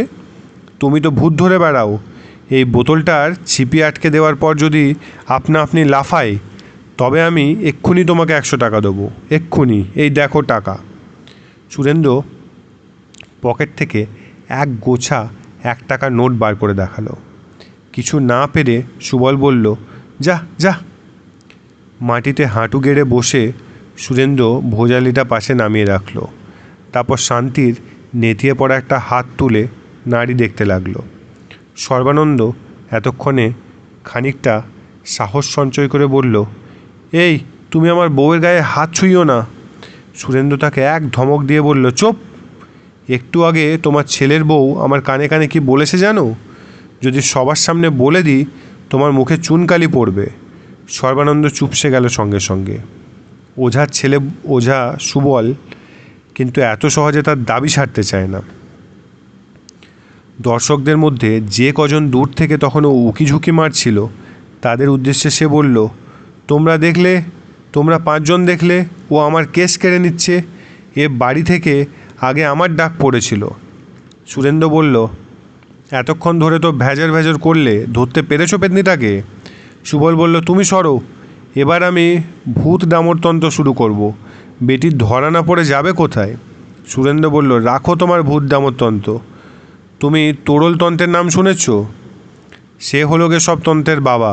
এবার দেখো আমি সেই তোড়লতন্ত্র শুরু করছি। সুরেন্দ্র তার ঝোলা থেকে টিনের বাক্সটা বার করে খুলল। তার মধ্যে ইঞ্জেকশনের সিরিঞ্জ আর টুকিটাকি ওষুধ। একটা অ্যাম্পিউল ভেঙে সবটা ওষুধ ভরে নিল সিরিঞ্জে। তারপর ডগাটা উঁচু করে হাওয়া বের করল। সবাই শঙ্কিত বিস্ময়ে চুপ। সুরেন্দ্র সর্বানন্দকে বলল, ভয় পেও না, আমার সুই দেওয়ার অভ্যাস আছে। ফাদার পেরেরার নাম শুনেছ? মস্ত বড় ডাক্তার। আমাকে রাস্তা থেকে কুড়িয়ে নিয়ে নিজের বাড়িতে আশ্রয় দিয়েছিলেন। খাইয়ে পরিয়ে আমাকে মানুষ করেছেন। তেনার কাছ থেকে সুই দেওয়া শিখেছি। প্যাট করে সিরিঞ্জের সূঁচটা সে ফুটিয়ে দিল শান্তির ডান বাহুতে। পাকা কম্পাউন্ডারের মতন তার ভঙ্গি। শান্তি একটুও শব্দ করল না। সবটুকু ঢেলে দিয়ে সূঁচ বার করে সুরেন্দ্র সর্বানন্দকে বলল, তোমার ছেলের বউয়ের হিস্ট্রি অসুখ হয়েছে। এখন 10-12 ঘন্টা ঘুমোবে, তারপর জেগে উঠলে ভালো করে খেতে দিও, সেরে যাবে। যাও এবার ঘরে নিয়ে শুইয়ে দাও গে। আমার কানটা একেবারে ফালা করে দিয়েছে। সর্বানন্দ বলল, বউয়ের গায়ে এখন এত শক্তি যে 5 জন মিলেও ওকে ধরে রাখতে পারেনি। ঘরে নিয়ে যাব কি করে? সুরেন্দ্র বলল, তারপর দক্ষযজ্ঞের শিবের মতন সে শান্তিকে 5 কোলা করে তুলে নিয়ে মাটি থেকে সর্বানন্দকে বলল, কোন ঘরে শোয় দেখিয়ে দাও, বিছানায় রেখে আসছে। বারান্দা পেরিয়ে দরজা দিয়ে ঢোকার মুখে সর্বানন্দর দিকে তীব্র ঘৃণার চোখে তাকালো। তারপর নিচু গলায় বলল, পোয়াতি বউটাকে বুঝি এইভাবে মেরে ফেলতে চাও? ছি, তোমরা না ভদ্রলোক? 3 দিন ধরে বৃষ্টি আর বৃষ্টি। বিশ্বাসই হয় না যে এটা শীতকাল, ঠিক যেন বর্ষার ধারা। সারা গায়ে জল কাদা মেখে সন্ধ্যের সময় টলতে টলতে বাড়ি ফিরছে নিবারণ। নেশা ভাঙ কিচ্ছু করেনি, তবু তার পায়ে জোর নেই। শরীর যেন আর বয় না, যে কোনো সময় যে কোনো জায়গায় পড়ে যাবে। তার বুকে সারা বিশ্বের হতাশা। মহাজনের কাছ থেকে কর্জ নিয়ে নিবারণ তার বন্ধকি জমিতে ফুলকপির চারা লাগিয়েছিল মাত্র 5 দিন আগে। বৃষ্টিতে নষ্ট হয়ে গেল। এই সময় এত বৃষ্টির কথা সে স্বপ্নেও ভাবেনি। এ যেন ঈশ্বরের অভিশাপ। আজ আবার পাশের জমিতে আল ভেঙে গিয়ে জল ঢুকে পড়ল। কপির চারাগুলো সব পচে যাবে। কিছু কিছু চারা তুলে ফেলার চেষ্টাও করেছিল নিবারণ, কিন্তু অর্ধেকের বেশি বাঁচাতে পারেনি। মহাজনের সঙ্গে শর্ত ছিল 50-50। সে তো গেল ভবিষ্যতের কথা, কিন্তু আজ? কাল দুপুর থেকে মাটি কাটা বন্ধ হয়ে গেল। এই বৃষ্টির মধ্যে মাটি কেটে কোনো লাভ নেই। অথচ আজই ছিল নিবারণের পালা। আজ কাজ থাকলে সে নিজের খোরাকির ভাত আর নগদ 4.5 টাকা পেত। এখন মনে হচ্ছে 4.5 টাকার কত কিছু কেনা যায়। মাত্র 4.5 টাকায় এক পৃথিবী ভর্তি সুখ। রহমান সাহেব বলেছেন, আজ যারা কাজ পেল না কাল যদি বৃষ্টি থামে তবে তারাই আগে কাজ পাবে, আর কালও যদি বৃষ্টি থাকে তাহলে পরশু। মোট কথা নিবারণের কাজ বাঁধা। এখন কাল বা পরশু পর্যন্ত নিবারণকে পেটে কিল মেরে বেঁচে থাকতে হবে। নিবারণ ক্রুদ্ধ দু চোখে আকাশের দিকে তাকালো। মেঘ ও মানুষের এত শত্রুতা করে? ছোট ছোট ফুলকপির চারাগুলো দেখলেও চোখ জুড়িয়ে যায়, ঠিক যেন মায়ের কোলে মুখ লুকোনো শিশু। আকাশের দেবতাদেরও একটু মায়া হলো না তাদের মেরে ফেলতে? ফুলকপির চারাগুলো কাঁদছিল ডুকরে, নিবারণ শুনেছে। কাদার মধ্যে পা হড়কে যেতেই নিবারণের কোমরের কষি একটু আলগা হয়ে গেল, আর অমনি তার ট্যাগ থেকে টুপুস করে খসে পড়ল একটা ছোট্ট কাঁচের শিশি। তার মধ্যে রয়েছে কালো হলদে রঙের লম্বা লম্বা 6খানা ওষুধ। অন্ধকারে কাদার মধ্যে শিশিটা আবার গেল কোথায়? নিবারণ রোগা রোগা আঙুল দিয়ে সেটাকে খুঁজতে লাগলো। বিরক্তিতে তার গা জ্বলে যাচ্ছে, তার কিছুই ভালো লাগছে না। পাওয়া গেল শিশিটা। ভেতরে কাদা ঢোকেনি তো? ওপরে একটা রবারের ছিপি আছে, হাওয়াও ঢুকতে পারে না। শিশিটা খুঁজে পেয়ে আনন্দ হওয়ার বদলে নিবারণের ইচ্ছে হলো সেটা ছুঁড়ে ফেলে দেয়। সোনা রঙের হেলথ সেন্টারের ডাক্তারবাবুর খুব মাছ ধরার শখ। এক রোববার এক পুকুরে মাছ ধরতে যান। গত রোববার এসেছিলেন চৌধুরীবাবুদের বাড়ির পেছনের মজা দিঘিতে। পান্তি আর গেনু ঘুরঘুর করেছে সেখানে।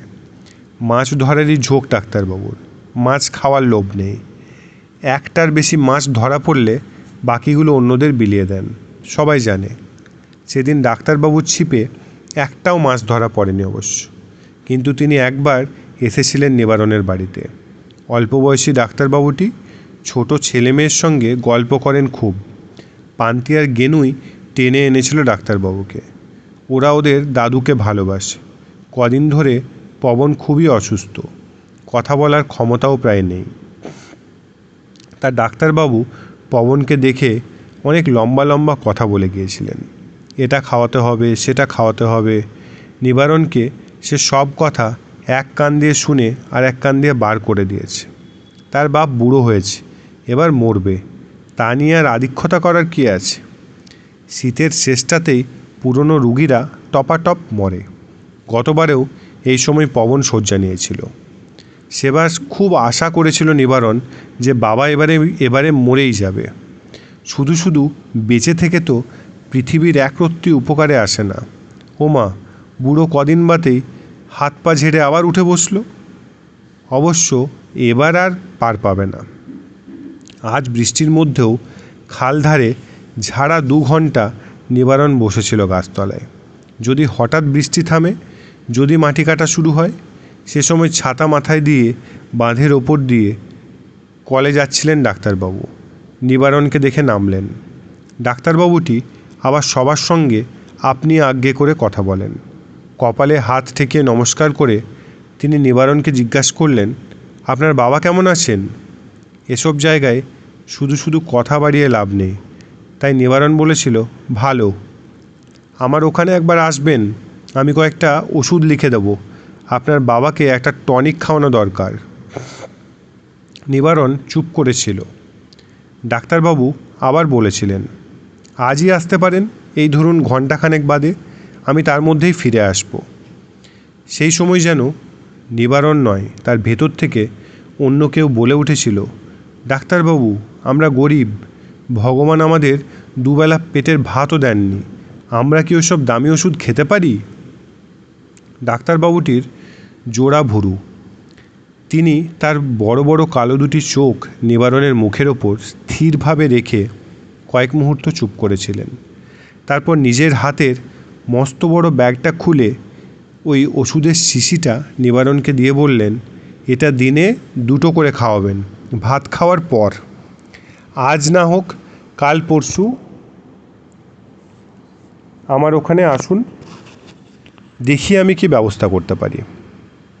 নিবারণ কোনো কথা বলছে না দেখে তিনি একটুক্ষণ চুপ করে থেকে আবার বললেন, কখনো আশা ছাড়তে নেই। তখন নিবারণের আনন্দ হয়নি, রাগই হয়েছিল। এক এক সময় মানুষের দয়া দেখলেও রাগ হয়। ডাক্তারবাবু যদি আর কিছুক্ষণ দাঁড়িয়ে বড় বড় উপদেশের কথা বলতেন, তাহলে নিশ্চয়ই নিবারণের মনে মনে তাকে বাপমা তুলে গাল দিত। সহ্য হয় না, কিছুই সহ্য হয় না। অন্ধকারে কাদার মধ্যে দাঁড়িয়ে ওষুধের শিশিটা হাতে নিয়ে নিবারণের মুখে একটা হাসি ফুটে উঠল, যা না ক্রোধ, না ঘৃণা, না উপহাস, না দুঃখ, না করুণার। সে হাসিটা অন্যরকম, বড় দুর্বোধ্য। ডাক্তারটি বললেন, ওষুধটা দুবেলা ভাত খাওয়ার পর খাওয়াবে। ডাক্তারটা বোকা, কিছুই শেখেনি। এখন নিবারণ যদি ওষুধটা ছুঁড়ে ফেলে দেয়, তাহলে কি তার পাপ হবে? ওষুধটা ফেলল না নিবারণ। যাই হোক, দামি জিনিস তো। সে আবার হেঁটে চলল। মাঝারি ধারায় অবিরাম বৃষ্টি পড়ে যাচ্ছে। এই সময় পৃথিবীতে নিবারণ ছাড়া আর কেউই নেই। সে তার বাড়ির দিকে যাচ্ছে। এখন পৃথিবীতে তার সবচেয়ে ঘৃণার জায়গা তার নিজের বাড়ি। তবু সে সেখানে যাবে। আর বেশি দূর নেই, রাস্তার মাঝখানেই খানিকটা জল জমে আছে। সেইখানে নিবারণ তার পায়ের কাদা ধুয়ে নিল। তারপর সামনে তাকাতেই আঁতকে উঠল সে। তার বাড়ির সামনে বাতাবি লেবু গাছটায় হেলান দিয়ে দাঁড়িয়ে আছে কে? বৃষ্টির মধ্যে ভাঙা ভাঙা অন্ধকারে দেখা যায় এক প্রেত। নিবারণের প্রাণটা যেন আটকে গেল গলার কাছে। প্রথমেই তার মনে হলো পিছন ফিরে দৌড় দেয়। প্রেতের বুকের পাঁজরা সবকটা হাড় স্পষ্ট, কঙ্কালসার একটা হাত সামনে বাড়ানো। নিবারণ মুখ দিয়ে একটা আওয়াজ করল, আহ আহ। প্রেত মূর্তি তখন নাকি ভাঙা গলায় বলল, কে নিবারণ এলি? পেছন ফিরে পালাতে গিয়েও থেমে গিয়ে নিবারণ বলল, ধুস শালা।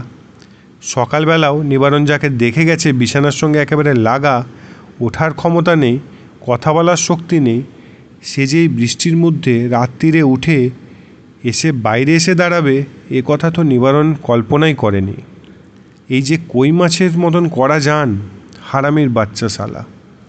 নিবারণ এক ধমক দিয়ে বলল, তুমি আবার বাইরে এসো কেন? পবন কথা বলতে গিয়ে হাঁপাচ্ছে, তার গলাও খোনা খোনা মনে হয়। সে বলল, তুই এখনও ফিরিসনি? যা বৃষ্টি বাদলা, আমি চিন্তা করছিলাম। নিবারণ দীর্ঘশ্বাস ফেলল। এ যে স্পষ্ট কথা বলে, তাহলে কি এ যাত্রাতেও বেঁচে গেল? হা ভগবান, আর কতদিন এ বোঝা বইতে হবে? পবন জিজ্ঞেস করল, কিছু এনেছিস? নিবারণ বলল, কি? চাল আটা কিছু আনিসনি? কোথা থেকে আনবো? তোমার বাপের কাজ ঠেঙে? আজ মাটি কাটার কাজ হয়নি। আজ আমার যেটুকু সর্বনাশ বাকি ছিল তাও হয়ে গেছে। কিছুই আনিসনি? ট্যাগ থেকে শিশিটা বার করে নিবারণ বলল, ওষুধ এনেছি। ডাক্তারবাবু বিনি পয়সায় ওষুধ দিলেন তোমার জন্য। নাতি নাতনি দুটোকে খুব জপিয়েছ তো, তারা ডাক্তারবাবুকে ধরেছিল। পবন ওষুধের ব্যাপারটার কোনো গুরুত্বই না দিয়ে বলল, চাল আটা কিছুই আনিসনি? আজ সারাদিন বাড়িতে রাখা হয়নি। সেই মুহূর্তে নিবারণ তার ভবিষ্যৎ কর্মপন্থা ঠিক করে ফেলল। সে দৃঢ় গলায় বলল, আমাদের আর এখানে কোনো আশা নেই। কাল চলে যাব। টাউনে গিয়ে রেল স্টেশনে ভিক্ষে করে খাবো। পবন খুব উৎসাহের সঙ্গে বলল, তাই চল। তুমি যেতে পারবে? কেন পারবো না, একটু ধরে নিয়ে যাবি। যেতে পারলে ভালো, না হলে তুমি বাড়ি পাহারা দেবে। ছেলে মেয়ে দুটো ঘুমিয়ে পড়েছে, বউ শুয়ে শুয়ে জেগে আছে, চোখ দুটি বিবর্ণ। সারা শরীরের মধ্যে শুধু পেট ছাড়া আর সব জায়গাতেই স্বাস্থ্যহীনতা প্রকট। ঘরে ঢুকে নিবারণ গম্ভীরভাবে বলল, আজ কিছু আনতে পারিনি। বউয়ের মুখে কিছু ভাবান্তর দেখা গেল না। ঘরে কিছু আছে? বউ দেয়ালের দিকে মুখ ফিরিয়ে বলল, না। নিবারণ অসম্ভব জোরে চিৎকার করে বলল, নেই কেন? আমি এখন খাবো কি? কাল রাত্রিরে যে খানিকটা আটা বেঁচেছিল। বউ একটুও উত্তেজিত হলো না, সেই রকমই মুখ ফিরিয়ে থেকে বলল, বিকেল পর্যন্ত বাঁচিয়ে রেখেছিলাম। তারপর পান্তি আর গেনু জল দিয়ে গুলে সে আটা খেয়ে ফেলেছে। ছেঁড়া কাঁথাটা গায়ে দিয়ে পবন শুয়ে পড়েছিল। সে হঠাৎ উঠে বসে ছেলের পক্ষ নিয়ে আলাদা একটা দল পাকাবার চেষ্টা করল। কুটিল চোখে সে একবার তার পুত্রবধূ একবার তার ছেলের দিকে তাকিয়ে বলল, দেখ না, আমাকে পর্যন্ত একটু দেয়নি, নিজেরাই সব খেলো। আমি কতবার বললাম, ও বউ আমাকে একটু দে, আজ আমার জ্বর ছেড়েছে, আজ আমার খিদে বেশি হবে, অন্তত আমাকে ছটাকখানেক দে, কিংবা আমাকে না দিস ছেলেটার জন্য একটু রাখ, সারাদিন খেটে খুটে আসবে। সে কথা গ্রাহ্যই করল না, নিজেরাই গান্ডে পিণ্ডে খেলে। বউ এবার দেওয়াল থেকে চোখ ফেরালো, শ্বশুরের দিকে এমনভাবে তাকালো যেন সেই দৃষ্টিতেই তাকে ভস্ম করে দেবে। কুনুইতে ভর দিয়ে আধ বসা হয়ে কণ্ঠে বিষ ঝরিয়ে সে বলল, খাল ভরা, তোমার মরণ নেই? এ কথা বলার আগে তোমার জিভ খসে গেল না? ছেলে মেয়ে দুটো খেয়েছে, আমি নিজে একটা দানাও ছুঁয়েছি? আমার পেটে একটা 70, তবু আমি কিছু খাইনি, আর তোমার নোলাটাই বড় হলো। ভারী যে ছেলের জন্য দরদ, নিজে 3বার রান্নাঘরে গিয়ে খুটখাট করে আসোনি, ছেলের জন্য তুমি রাখতে? সব জানা আছে আমার। তুমি মরতে পারো না? মরলে আমার হাড় জুড়োই। পবন ছেলের দিকে চেয়ে বলল, দেখলি দেখলি? নিবারণের কোনো পক্ষই নিল না। তার ইচ্ছে হলো ঘুমন্ত ছেলে মেয়ে দুটোকে জোরে জোরে লাথি কষায়, বাপকে লাথি কষায়, বউকেও। খাবার দরকার ছিল তার একার। কাল যদি ভগবান করেন বৃষ্টি বন্ধ হয়, তাহলে না খেয়ে ধুঁকতে ধুঁকতে সে মাটি কাটতে যাবে কি করে? সে নিজে না বাঁচলে আর কেউ বাঁচবে?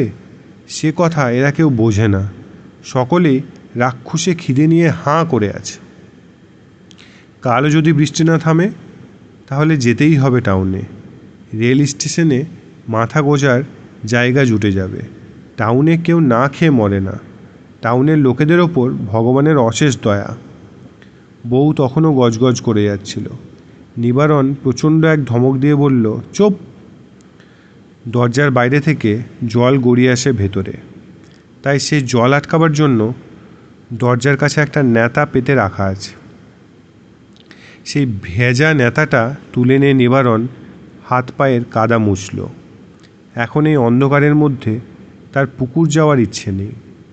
ধক ধক করে এক ঘটি জল খেয়ে এসে শুয়ে পড়ল। পাশাপাশি একখানা বড় ঘর আর ছোট ঘর। মাঝখানের দরজাটা আজকাল খোলাই থাকে। ছোট ঘরের জানলাটা নিশ্চয়ই খোলা রয়েছে। গুঁড়ো গুঁড়ো বৃষ্টির ছাট আসছে এ ঘর পর্যন্ত। নিবারণ ভাবল, তার বাপ ভিজুক, আজও তো চলাফেরার ক্ষমতা রয়েছে, নিজে উঠে বন্ধ করতে পারে না। নিবারণের গায়ে যদি বেশি ছাট লাগে, সে পা দিয়ে ঠেলে মাঝের দরজাটা বন্ধ করে দেবে। কোনো শব্দ নেই, শুধু টিনের চালে কাকের পায়ের আওয়াজের মতন বৃষ্টি। ছেলে মেয়ে দুটি অঘরে ঘুমোচ্ছে, আর জাগেনি। তারপর ঘুমোয় গর্ভিণী। কিন্তু খালি পেট নিয়ে নিবারণের কিছুতেই ঘুম আসে না। আর এক অসুস্থ বৃদ্ধের তো সহজে ঘুম আসবার কথা নয়। খানিক বাদে পবন কোঁ কোঁ শব্দ করে ওঠে। নিবারণ জিজ্ঞেস করল, কি হলো আবার? পবন শ্বাস টেনে বলে, কিছু না, 2 দিন ভাত খায়নি, বড় খিদে পায়। নিবারণ ওষুধের শিশিটা তার দিকে ছুঁড়ে দিয়ে বলে, এই নাও, খাও। পবন হাতড়ে হাতড়ে ওষুধের শিশিটা খুঁজে নেয়। তারপর সত্যি সত্যি সবকটা ক্যাপসুলই মুখে পুরে চিবোতে থাকে। খচর মচর শব্দ হয়। একটু পরে সে আবার দীর্ঘশ্বাস ফেলে বলে, উফ, কতদিন তামাক খায় না, বউয়ের কাছে একটু আগুন চাইলাম, দিল না। তুমি চুপ করবে? বুড়ো চুপ করে যায়, তবু মুখ থেকে চাপা কোঁ কোঁ শব্দ বেরোয় নিঃশ্বাসের সঙ্গে। তারপর আরও অনেকক্ষণ বাদে, তখনও নিবারণ ঘুমোয়নি। জানলা দিয়ে এক ফালি আলো ঢুকে দেওয়ালের গায়ে 2-1 পলক কাঁপে, আবার মিলিয়ে যায়। কিছু দূরে শোনা যায় ক্ষীণ রুনুঝুনু শব্দ। নিবারণ কান খাড়া করে থাকে। ওরা আসছে। আশ্চর্য, এই বৃষ্টি বাদলার মধ্যেও বেরিয়েছে ওরা। আছে, তাই ওরা এসব আমোদ আহ্লাদ করতে পারে। ওরা নিবারণের মতন লোকেদের আরও কষ্ট দেবার জন্য আসে। কান কাটা সুরেন্দ্রটা মরে না কেন? কত লোক বেঘরে মরে, ওর মরণ হয় না? ওরা পাঁচলার মোড়ের গাছতলায় এসে পৌঁছে গেছে মনে হয়। ঘুঙুরের শব্দের সঙ্গে ভেসে আসে টুকরো টুকরো গান। ভূতের নাতি ভূতের পুতি, বুড়ো হাবড়া ছোড়াছুড়ি, যেমন তেমন ভূত পেলে ভাই ভূত কিনতে, ও ভাই ভূত কিনতে 100 টাকা 100 টাকা, এক এক ভূত 100 টাকা। পবন দুবার কেসে ওঠে, বোঝা যায় সেও জেগে আছে। নিবারণ জিজ্ঞেস করে, বাবা তোমার কষ্ট হচ্ছে? পবন বলে, না। বাবা তুমি ভূত দেখেছো কখনো? সত্যি করে কও তো। হ্যাঁ দেখেছি, অনেকবার দেখেছি। কারা মলে ভূত হয়? সকলেই মলে ভূত হয়? যারা অপঘাতে মরে, মরার পরেও যাদের আহিংকে থেকে যায়? নিবারণ হঠাৎ উঠে পড়ে দরজার কাছে দাঁড়ায়। অন্ধকারের মধ্যেও আরও গাঢ়তর অন্ধকার হয়ে যায় তার শরীরটা। পবন জিজ্ঞেস করে, উঠলি যে, বাইরে যাবি? নিবারণ বলল, না। বাবা তুমি মলে? পবন বলে, হ্যাঁ আমি ভূত হব নিশ্চয়, সে কি আর তোকে বলতে হবে? নাতি নাতনি দুটোর মুখ চেয়েও সুরেন্দ্রকে ডেকে আনিস, আমি বোতলে ঢুকে যাব। তুই 100 টাকা। তারপরই চিৎকার ও কান্না মিশিয়ে সে বলে ওঠে, ও বাবা নিবারণ, আমাকে মারিস না, আর 2 দিন অন্তত বাঁচতে দে। আমি 2 দিন একটু গরম গরম ভাত দিস, 2 দিন একটু পেট ভরে খেয়ে যায়, 1 ছিলিং তামাক। ও বাবা নিবারণ, তোর পায়ে পড়ি, আর 2 দিন একটু গরম ভাত, তোর পায়ে পড়ি। ও বাবা নিবারণ, আর 2 দিন।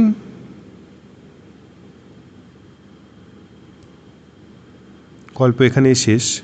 গল্প ভালো লেগে থাকলে লাইক অ্যান্ড শেয়ার অবশ্যই করবেন।